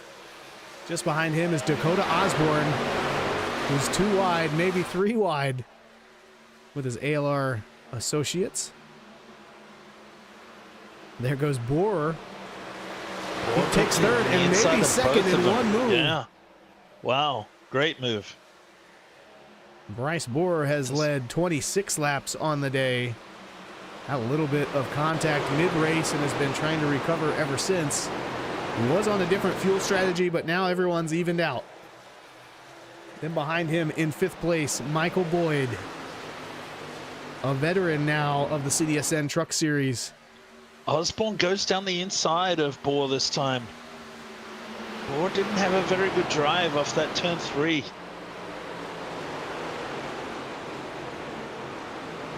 These drivers still continuing to trade. Behind the 21 is John Anthony in the 42 for Skidmark Motorsports. And then he's got an Moutre interesting just behind corner him. here.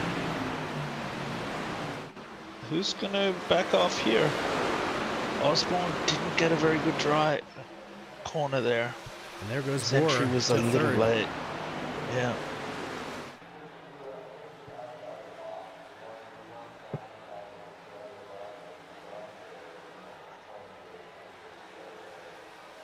It's now 30 laps remaining in the Bobby Wivell 250. Teal all the way down to that checkered asphalt. Oh my gosh. I think that's too far. You don't have to go that far.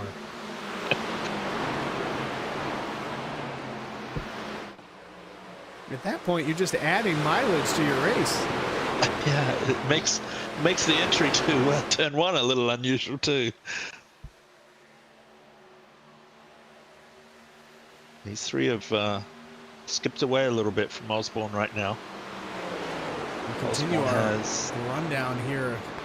I don't know, the race is too good. I wanted to finish that top 10. Yeah. But here comes Bohr getting a run on the 81. They both have caught Henderson. As Osborne starts to drift back now. There's a battle shaping up, though, between Anthony, Moutre, then Sahadak and Brahm.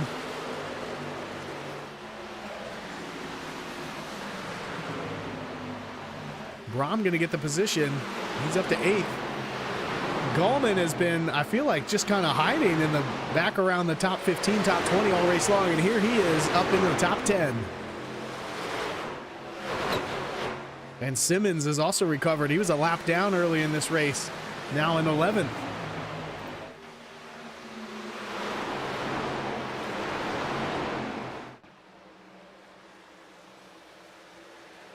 Teal looking to the outside on Henderson, but he closes the door. I was nervous for that one. Couple drivers with contact in the back, and that's going to be the 4th caution of the night. Linger and Culleton getting caught up. Culleton was a lap down, I believe, and Linger was near the end of the lead lap. See what happened to those two.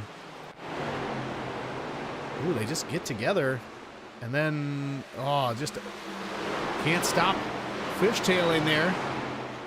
These two get together. Right. Let's go back and see that again. And it just looked like maybe the 91 checked up more than the 50 was expecting. Maybe even some net code there.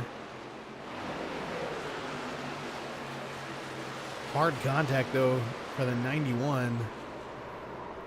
And now it's really going to get interesting, Lee, because I think everyone can make it on fuel from here without a green-white checker. Just a reminder, we do have those here in the CDSN Truck Series. We've eliminated them from our Cup Series that runs on Thursday. I'm taking tires. I don't know about you, but I'm taking tires. Absolutely. I mean, I think under yellow, there's no reason not to grab them now because you're probably going to run it out from here. Yeah.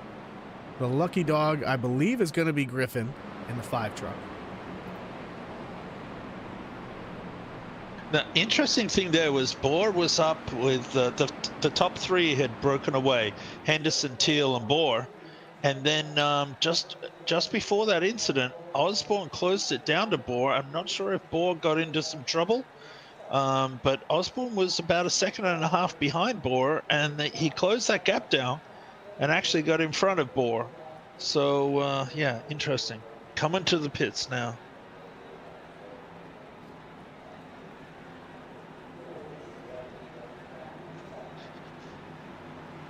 Little tap there from Bohr to Osborne as they come into the pits. Sounds like that yellow flag was brought out on Cullerton.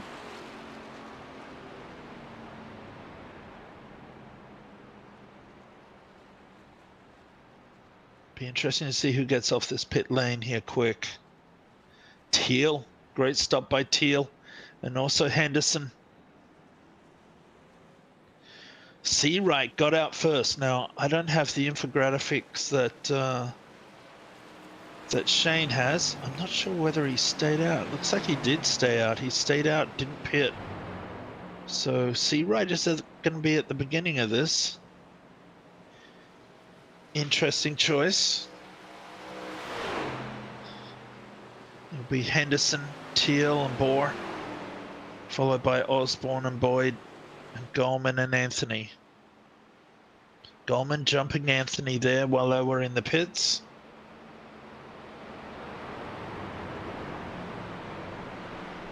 Well, it looks like Seawright went fuel only. Or Seawright he just went stayed fuel out. only. He just straight stayed out. Yeah, I think he did stay out, which is unusual. Yeah, I mean, the math isn't going to work here unless he's just going for that bonus point to lead a lap. Yeah. But I mean, if I were him, I'd be coming down pit road right now. I think he just got that lap led. Everyone else took 4. I think Goldman took 2. And you can see they gained him about 5 positions. Yeah. Chris Jones with 2 as well. I mean, he was getting the lucky dog not too long ago, and now he's in 12th. Chris Jones had an unlucky night. I think he was caught up in some stuff that wasn't his a couple of times.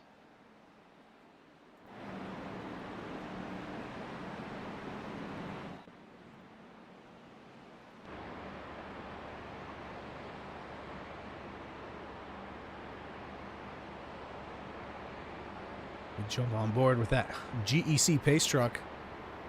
Looking back on the field, so it's Seawright, Henderson, Teal, Osborne, and Bohr. Pretty much how they went in, other than Seawright sneaking up there. And Bobby Wivell, 250 at Pocono. It's been a heck of a race. We've seen, green flag pit stops, lots of cautions here and there. We've had 90 incidents across the field. Not too bad, actually. Pretty much everyone still in the single digits, other than a few drivers. It looks like Moutre had an extended stop. almost a minute in the pits there. Did he pick up some damage on that not run that we sure. didn't see? I feel like he was up there racing with Sahadak and Anthony and those guys around the back of the top 10 not too long ago.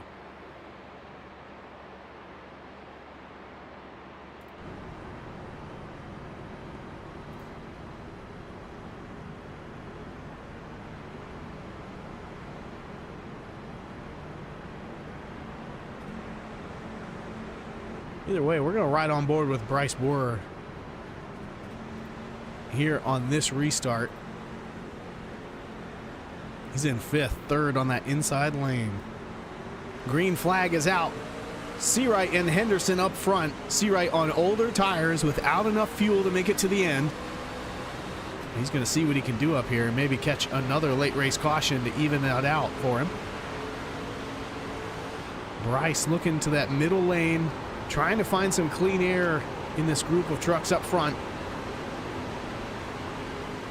Looks like Henderson's going to take the lead on the outside. Seawright tucks in line, and then Osborne dives to his inside.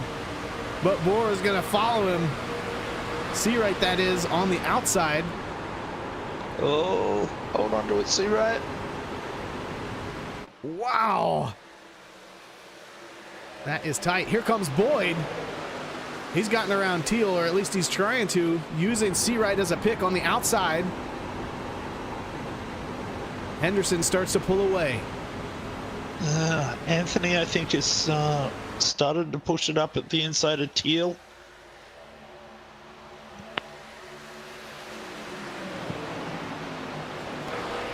Borer pushing the 79 down the straight.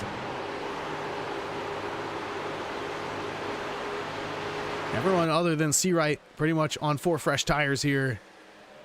Boyd has to tuck back in behind the 81.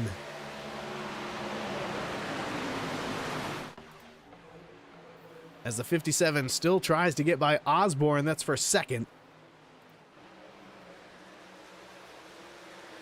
Still pretty hazy out there. Yeah, I mean, this is the weirdest sunset fog. I know.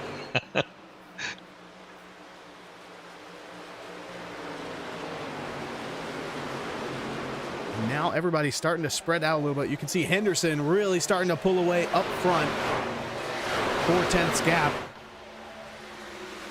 over Osborne in 2nd. And Dakota Osborne just ran the fastest lap of the race, a 54.69. Everybody pushing hard. Well, Borer has to check up a little bit. Thought he was going to get a good run on the 79, but these top 3 are now pulling away as Michael Boyd is up to 3rd ahead of Seawright.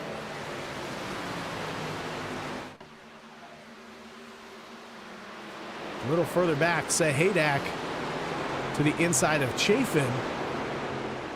I just heard that the 73 is pitting. 73, that's Wesley Lister. He is 1 lap down. Seen him caught up to a number of incidents tonight.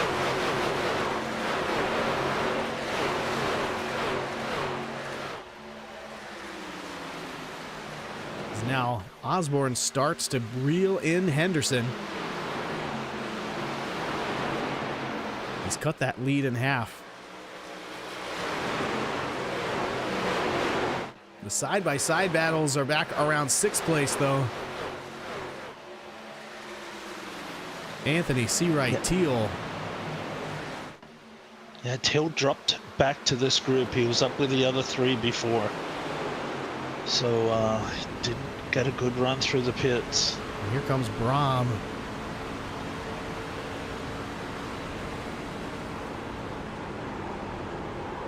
Great run for Klaus tonight. Just getting around Seawright. Can't quite Nearly do getting it. around. That outside lane has just had, I think, the only place it really works is out of turn 3, just like it did there for the 15.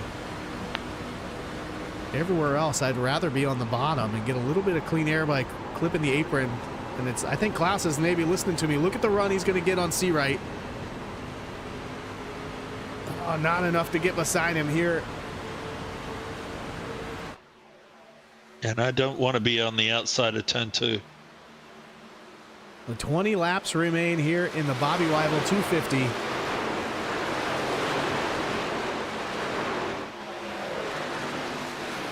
Bohr has gotten around the 79, and it looks like Chafin's got a good run. that 73 truck who just pitted has come out right with the leaders, and that might have kind of shaken things up. Bohr now within 0.2 of Henderson, and they are snaking down that front stretch. Teal and Boyd going at it as they both try to get around the lap car of the 73. I am impressed that Teal was able to close that gap down to these, to get closer to this lead group. If he can get around the 73 here, he'll be able to work with the car of Boyd to close that down to the leader, or at least Osborne.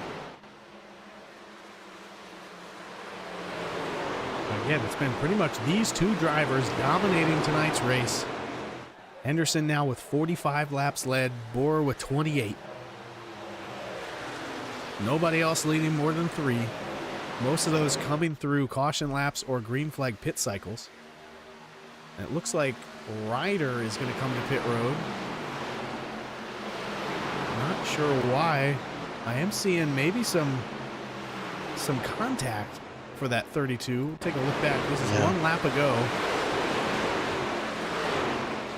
Oh, there it is. 91 checks up really hard on turn exit, and the rider just has nowhere to go. So that 32 truck going to drift back to 19th position, not the way he was hoping for his race to end. And Bohr is right on the back of Henderson here now. Blake has been on a mission here tonight.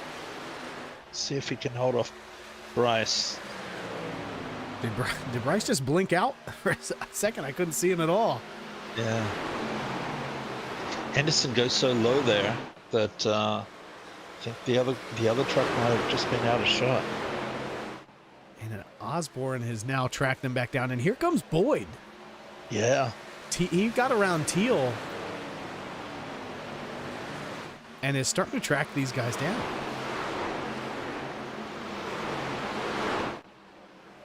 And that'll help Osborne. Oh, I wonder if they go 2x2. I mean, with 17 laps to go, you've got to start getting passes done. They're so hard to complete. And here comes some drivers to pit road. This was not what I was expecting at all. Just 10 laps into this fuel run. Huh. On pit road. I don't know. I don't have an answer for you, Lee. We saw Ryder go 29, 28 laps. This would have just been 26. I'm guessing they're all going to do a quick top off. Oh, and Boyd overshoots his pit stall. That's going to cost him a few seconds. But Bryce stays out front, as does Osborne and Teal. They're now the top 3. And I mean, if I'm them, I don't want to come to pit road. I'm really shocked by how many drivers came down, including the leader there, not feeling confident they can run 26 laps.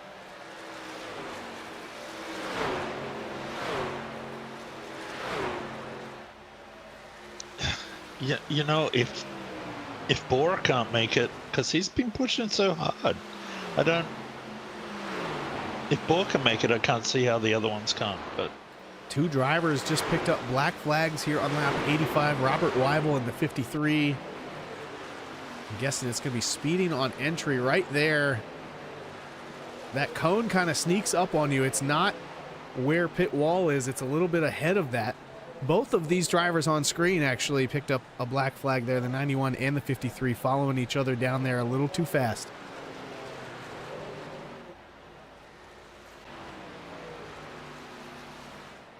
So it's still the 57 out front. He's got a 2-second lead over Spencer Teal.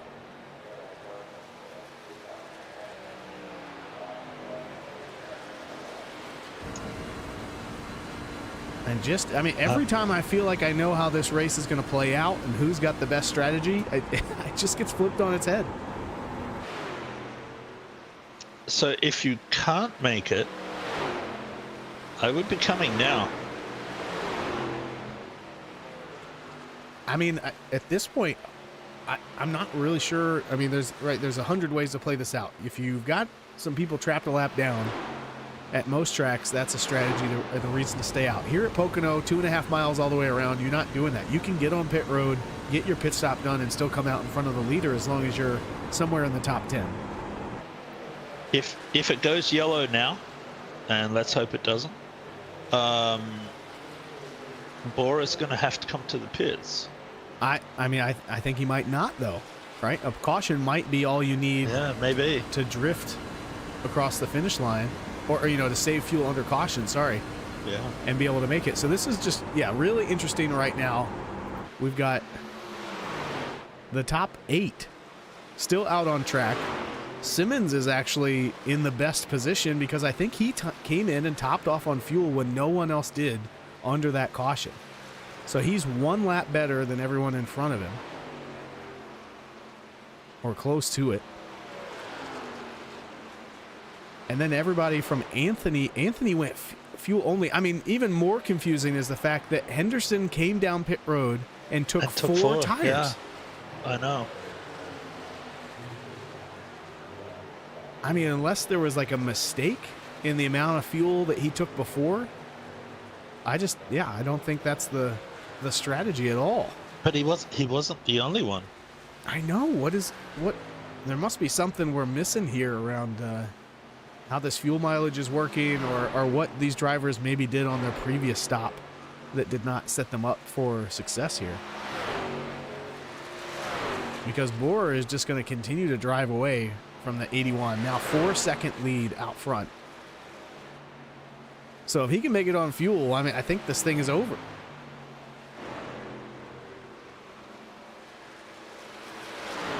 I wonder what his lap times are. Just looking at his lap times, He's the fastest driver on track over the last 5 laps. The only driver under 56 seconds a lap. So not like he's backing down on his lap times. Yeah, I'm at a loss. So hopefully when we get to these post-race interviews, we'll have a chance to ask some of these drivers exactly what was going on there. Like you said, it wasn't just one driver. It was a whole bunch of drivers hitting pit road for 4 tires and fuel at a time where I was going no stop at all, or maybe just a splash. Yeah. Right now, Klaus Braun is up to 2nd. That 4 truck he's racing with is Chris Jones. He is a lap down. But here comes Klaus in the 41. Because Teal just came to the pits. Yeah, that's right. Spencer Teal is in. 41's pitting. And here comes 41's Braun. pitting this time. Yeah.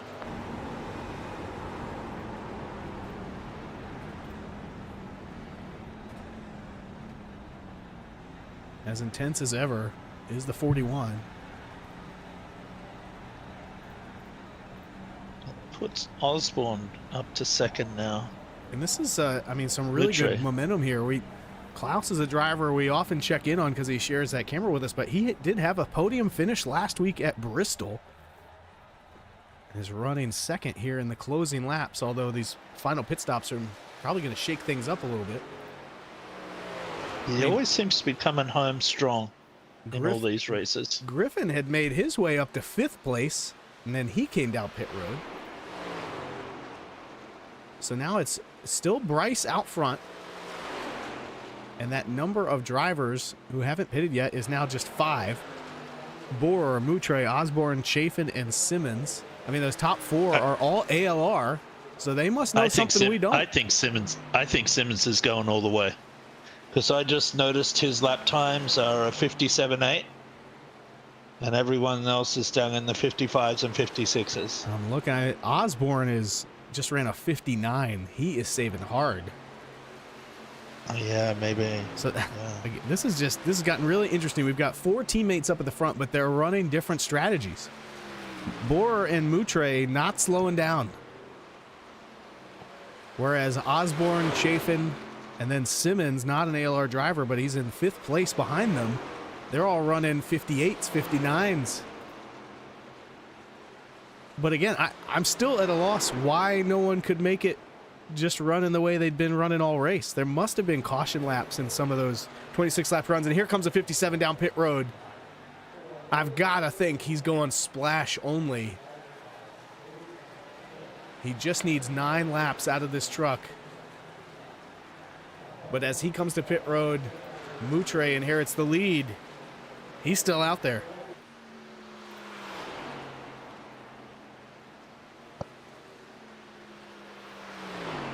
So the intensity starting to pick up here in the Bobby Wivell 250 with these final green flag stops. Moutre, Osborne, and Chafin have not come to pit road. They might be trying to stretch it.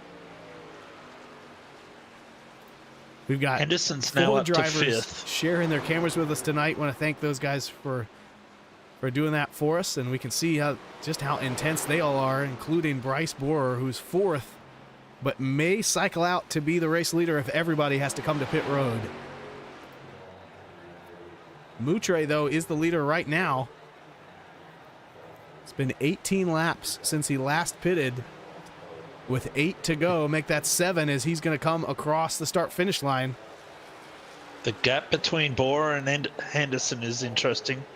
Borer's about 2 seconds ahead.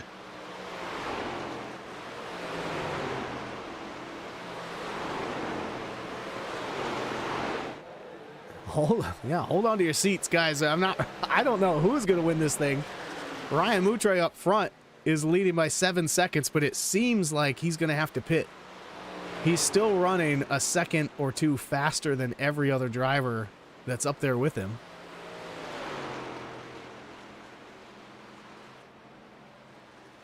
We mentioned that Simmons was probably trying to stretch it, but at this point it's not going to work for him because Borer and Henderson are in front of him even though they pitted.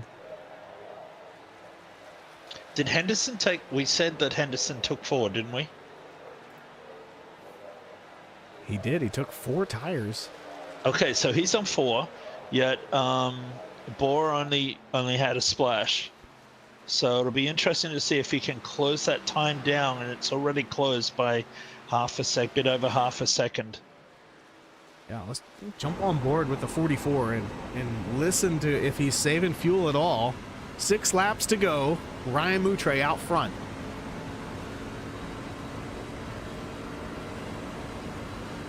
Yeah, Borer did a 56.06 last lap, and Henderson did a 55.45.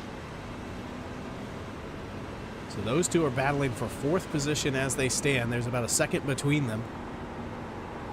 And But can Moutre carry it? I mean, he stopped the same time Borer did and has not slowed down the way that Osborne and Chafin have. He's still out there, 5 to go. I don't hear him saving either. No, and the top 3 guys have all just done 58s, 58 3s and 4s. So that's the first time that Moutre has really, slowed down the same way his teammates have. Moutre, Osborne, and Chafin are your top 3. They all stopped at the same time, which was lap 74, 21 laps ago. Moutre's got 14 seconds on Borer right now. And then Henderson is now 1 second behind Borer. Robert Wivell between them, 53, a lap down after that pit road speeding penalty.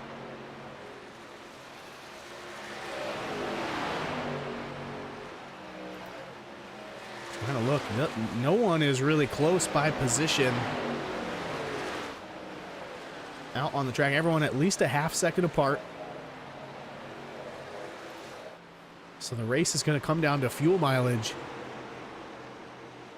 4 laps remaining. I think the 44 might have tucked in behind the 50 truck here. Yeah, I was going to say that too.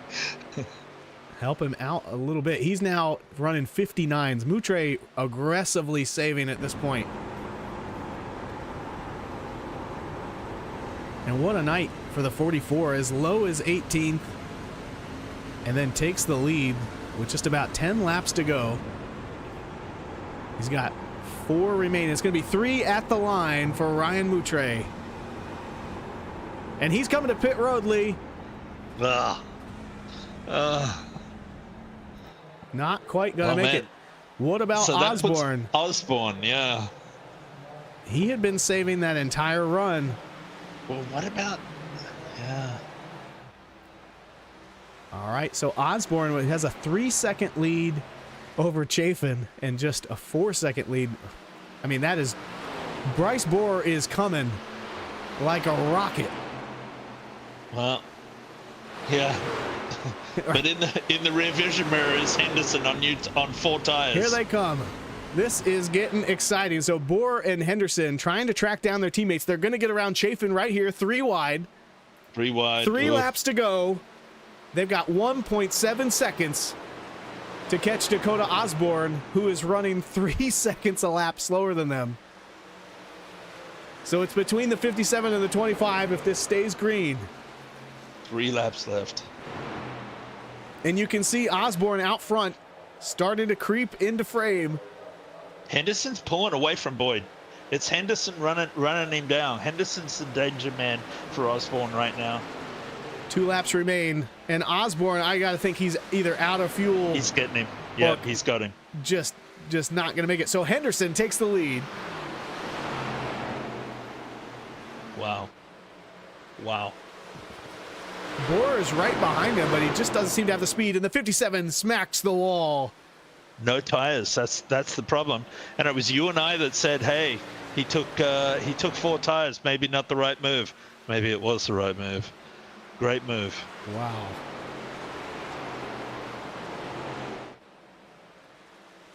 You know, Blake's deserved the win tonight. He's the only one that's been able to challenge Bohr, and he deserves this win tonight. Bring it home. Chafin has gotten back around Bryce Bohr after that contact for a second. Osborne looks like he's coming to pit road, so he did not make it. And he just got into the wall on the entrance to the pit road. So disaster for the 79 of Osborne. It's the final lap, though. There's not going to be another caution here in the Bobby Wivell 250 race for suicide awareness. Henderson, Chafin, Bohr. There's our top 3, followed by Spencer Teal and Walt. Yeah, Zahadak up to 5th. He's gotten around Brahm. And Boyd in 7th and Anthony in 8th. Come on, Anthony. They are the closest battle on the track, as Henderson is going to take the win as he comes out of turn 3. Blake, great job. Great job, man. And now they're trading positions back here as Brahm throws it in against Boyd. It is Blake Henderson going to win the race, but the battle is on for 5th. And it's a drag race to the finish as Brahm takes it. Brahm takes it, yeah.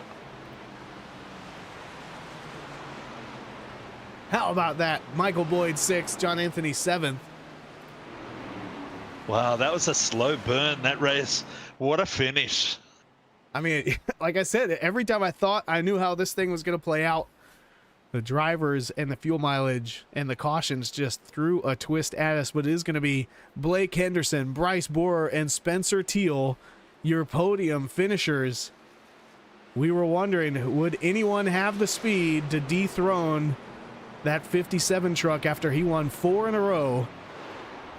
And it was the 25 of Blake Henderson. It looks like Bryce got around Spencer on that last lap. Is that right? That's what I'm seeing. Yeah, Bohr in second.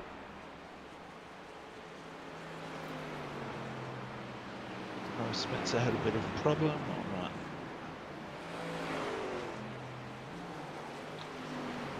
Great job, Blake.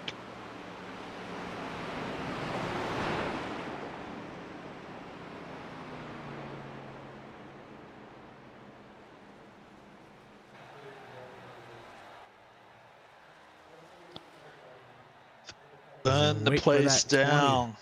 25 truck brings it to the start-finish line The Bojangles truck. and starts to burn it down.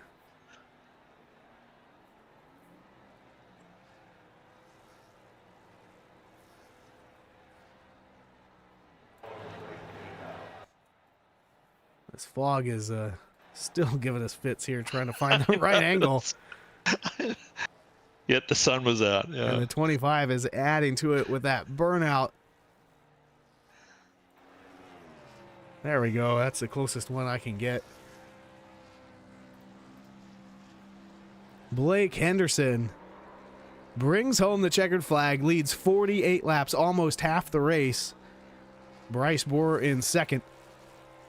In the 57 truck, he led 35. And Spencer Teal led just 3 laps, but he got that podium finish ahead of Sahadak and Brahm, your top 5. We'll see if we can get those guys in here for an interview. Before we do that, I want to remind everyone that this was the Bobby Wivell 250 Race for Suicide Awareness, racing in honor of Bobby tonight. Seemed like it was a great race, very respectful across the comms and the driving. Love to see that.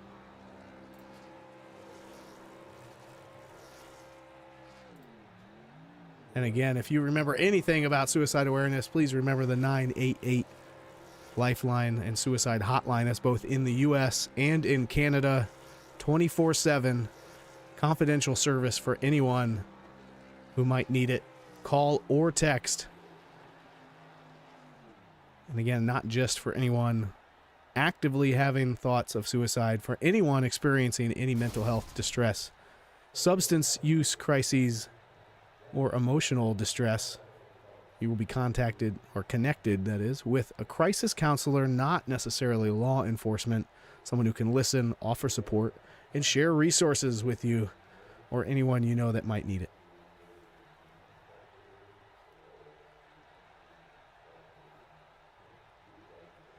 So a rough night for some. I'm thinking about Griffin, thinking about Simmons. Yeah. At times they're Osborne. marching towards the front. Then Osborne. Where did Osborne he had the ended up quickest lap. 17th after Yeah. almost stretching that fuel to the end. Yeah, Wivell in 18th. You know, Simmons did finish.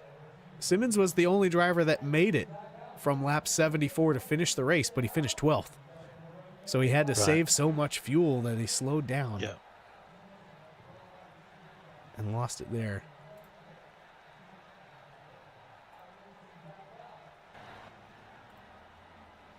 I think they're in the chat. They don't know how to get up to the booth. We'll pull them in here. Okay. I think we might have accidentally hidden the broadcast booth from them in some of our Discord updates.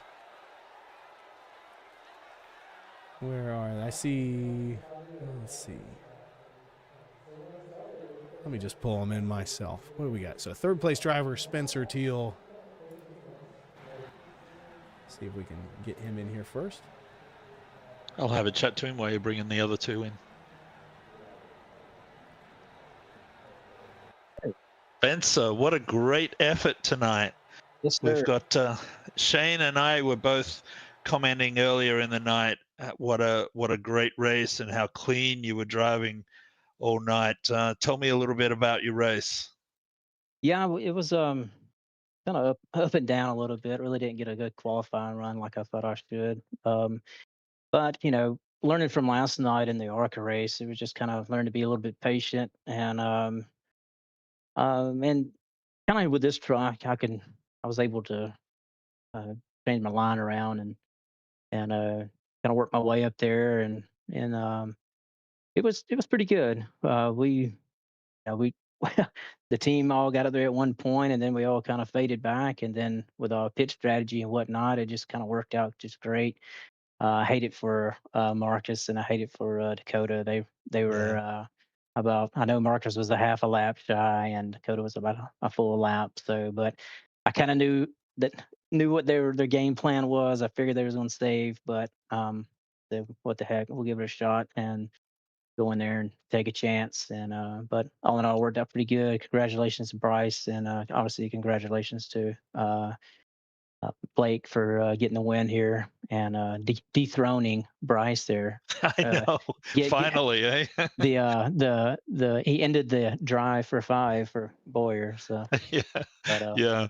Well, all in all, good. did he get around you on that last lap? Because it was such an entertaining race that I was trying to watch everything, but I thought you were ahead of him with 1 lap to go. Did you lose that second place with 1 lap to go, or were you in third? I think I was in. Actually, I was in second or some Yeah, point. Anyway, somehow he came out. He had such a great lead that he came out kind of in between or right in front of Blake, and then I think Bryce smacked the wall, kind of some right front damage, and he didn't take gotcha. tires, and Blake Right. took tires, and I took rights, and a few more laps I would have probably had him, but yeah, that's I know it kind of got a little confusing there the whole Yeah, time, but it really did at the end. I tell you, towards the end of the race, the guys that didn't take any tires really struggled. So you took 2 tires, did you? yeah, and Blake took 4, and Bryce didn't take any, and that's what he didn't think it would have mattered, but I've learned pretty much I'll take anything. You give them to me, I'm going to take them. Yep. So Look, I'm with you. Blake was 2 seconds behind Bryce when Bryce came out of the pits and he closed him down and pulled away from him. Look, yep. congratulations. Is there anyone you want to thank for this evening? Yeah, just pretty much obviously the team that I'm kind of a part of and hang out with and whatnot, and my mom, I'm sure she's probably watching. She always send her the link. Watch these great broadcasts that y'all do, and it is awesome. I know me and Bryce, and maybe we'll go back and actually watch this whole broadcast again, Awesome. and just thank my family and everything like that. And obviously, thank y'all and thank the league for putting on this great league, and hopefully we had made a little entertaining for everybody here at Pocono. Yeah, you certainly did. Congratulations on tonight. It was awesome. Thank you, buddy. Appreciate it. Thank you. Next up, driver of the 57, 4 in a row coming into this race, and then finishes second here at Pocono. Bryce, you got a copy? Got you loud and clear. All right. I mean, what an up and down night. We saw you get a little bit of damage there at one point. You came up through the field over and over. Pit strategy, fuel strategy, all over the place. We thought we had a handle on it at one point in the booth, and then everybody pitted when we didn't think they needed to. Walk us through kind of your strategy there in the second half of the race and how it worked out for you.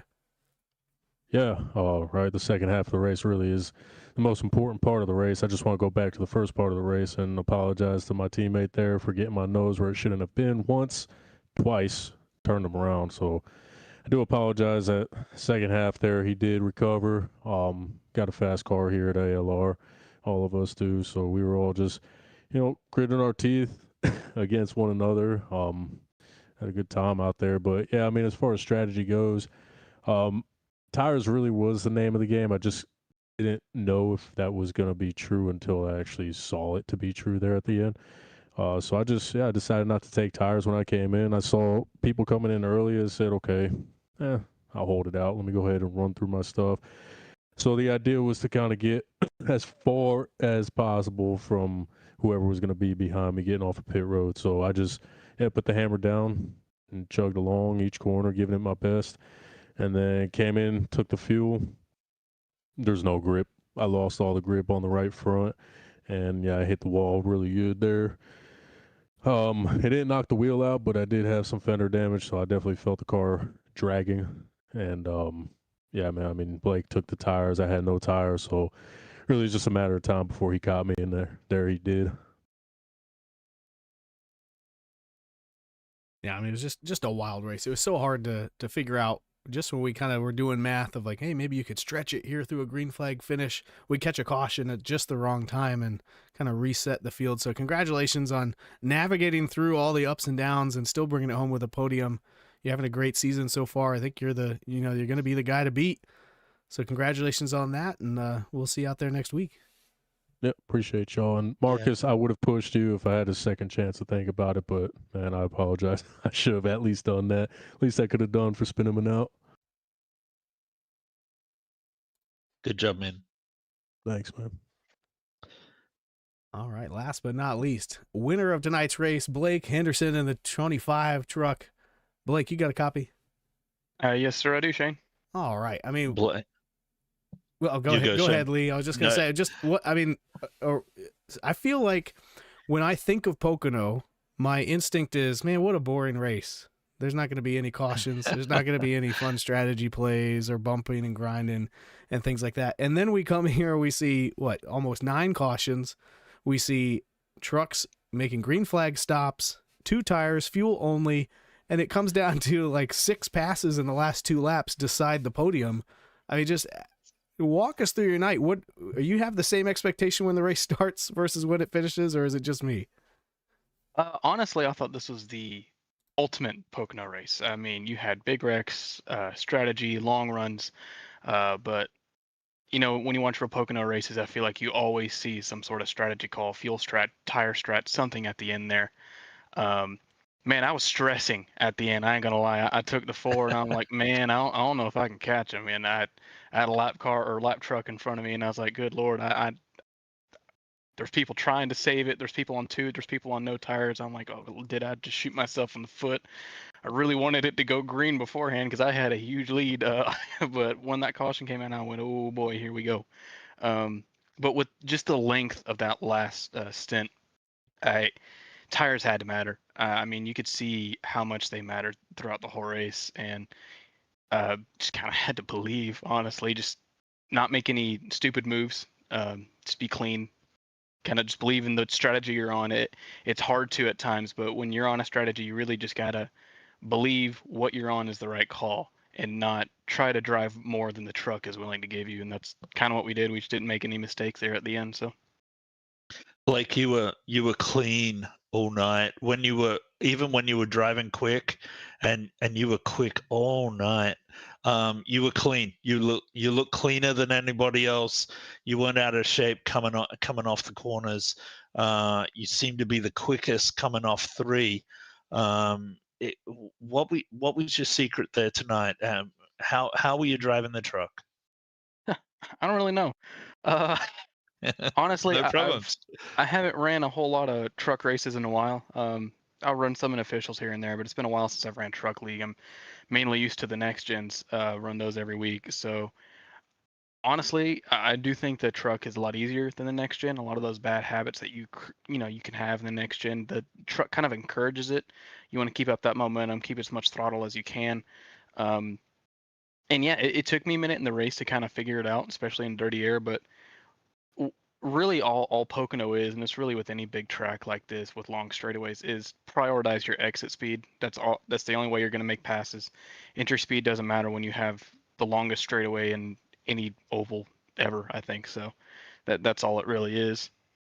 Yeah, you had some great pace there. Look, Shane and I both second guessed you taking 4 tires, and then when Bryce came out after he had run his pit stop, he was, I want to say, about 2.8 seconds in front of you, and we were watching the gap and watching you just chew into that time and pull away from him. Look, great effort.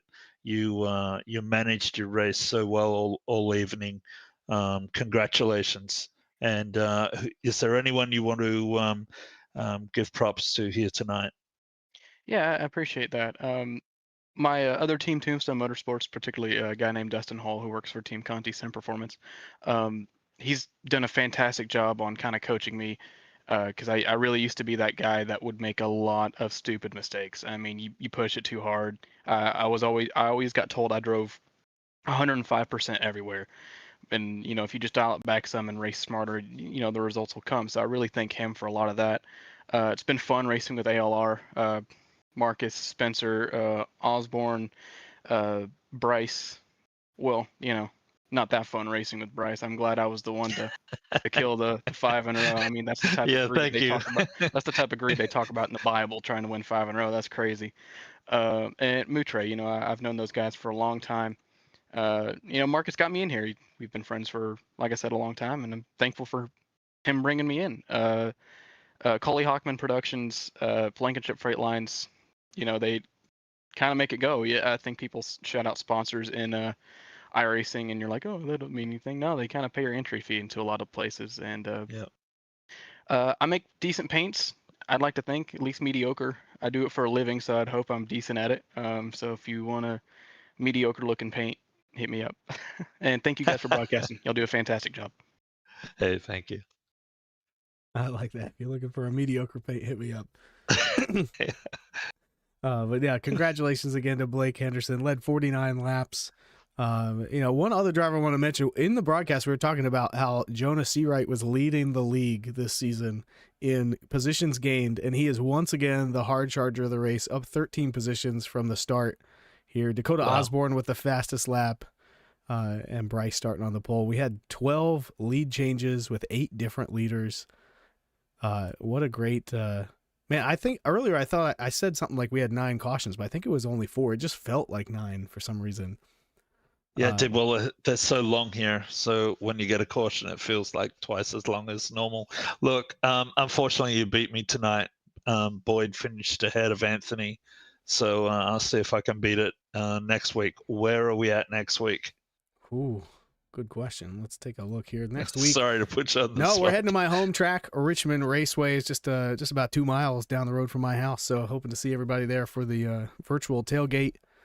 And speaking of that, if you're not familiar and you're a driver or a fan of in the Discord, join us in the post-race after party sponsored by my dad every week on both Tuesdays and Thursdays. We'd love to have a chat after the race and tell some war stories and hang out a little bit longer than the racing goes. But other than that, that's going to wrap it up for us here. Race number 6, the Bobby Wivell 250 race for suicide awareness. Again, the one thing to remember is that 988 hotline in both U.S. and Canada, 24/7, call or text for anyone needing support around suicidal thoughts or any other emotional crises going on in your life. Lee, it's been a phenomenal race. The fuel strategy ended up deciding it along with tires and everything. It just it all came together there for Blake, so congratulations to him. Bryce Boer's streak has ended for now, but next week at Richmond, we'll see who's got that short track speed. And again, I want to thank everybody for tuning in on YouTube here at the Collateral Damage Sports Network Truck Series on the GEC Racing League YouTube channel for the Bobby Wivell 250. We'll see you out there next week. Also tune in Thursday night for our Cup Series. I don't even know where we're racing. Maybe we're already at Richmond this week. Yeah, we're at Richmond. Yeah. So I guess I got to get some practice done. We'll see you again next week. Thanks for watching, everybody. Thanks.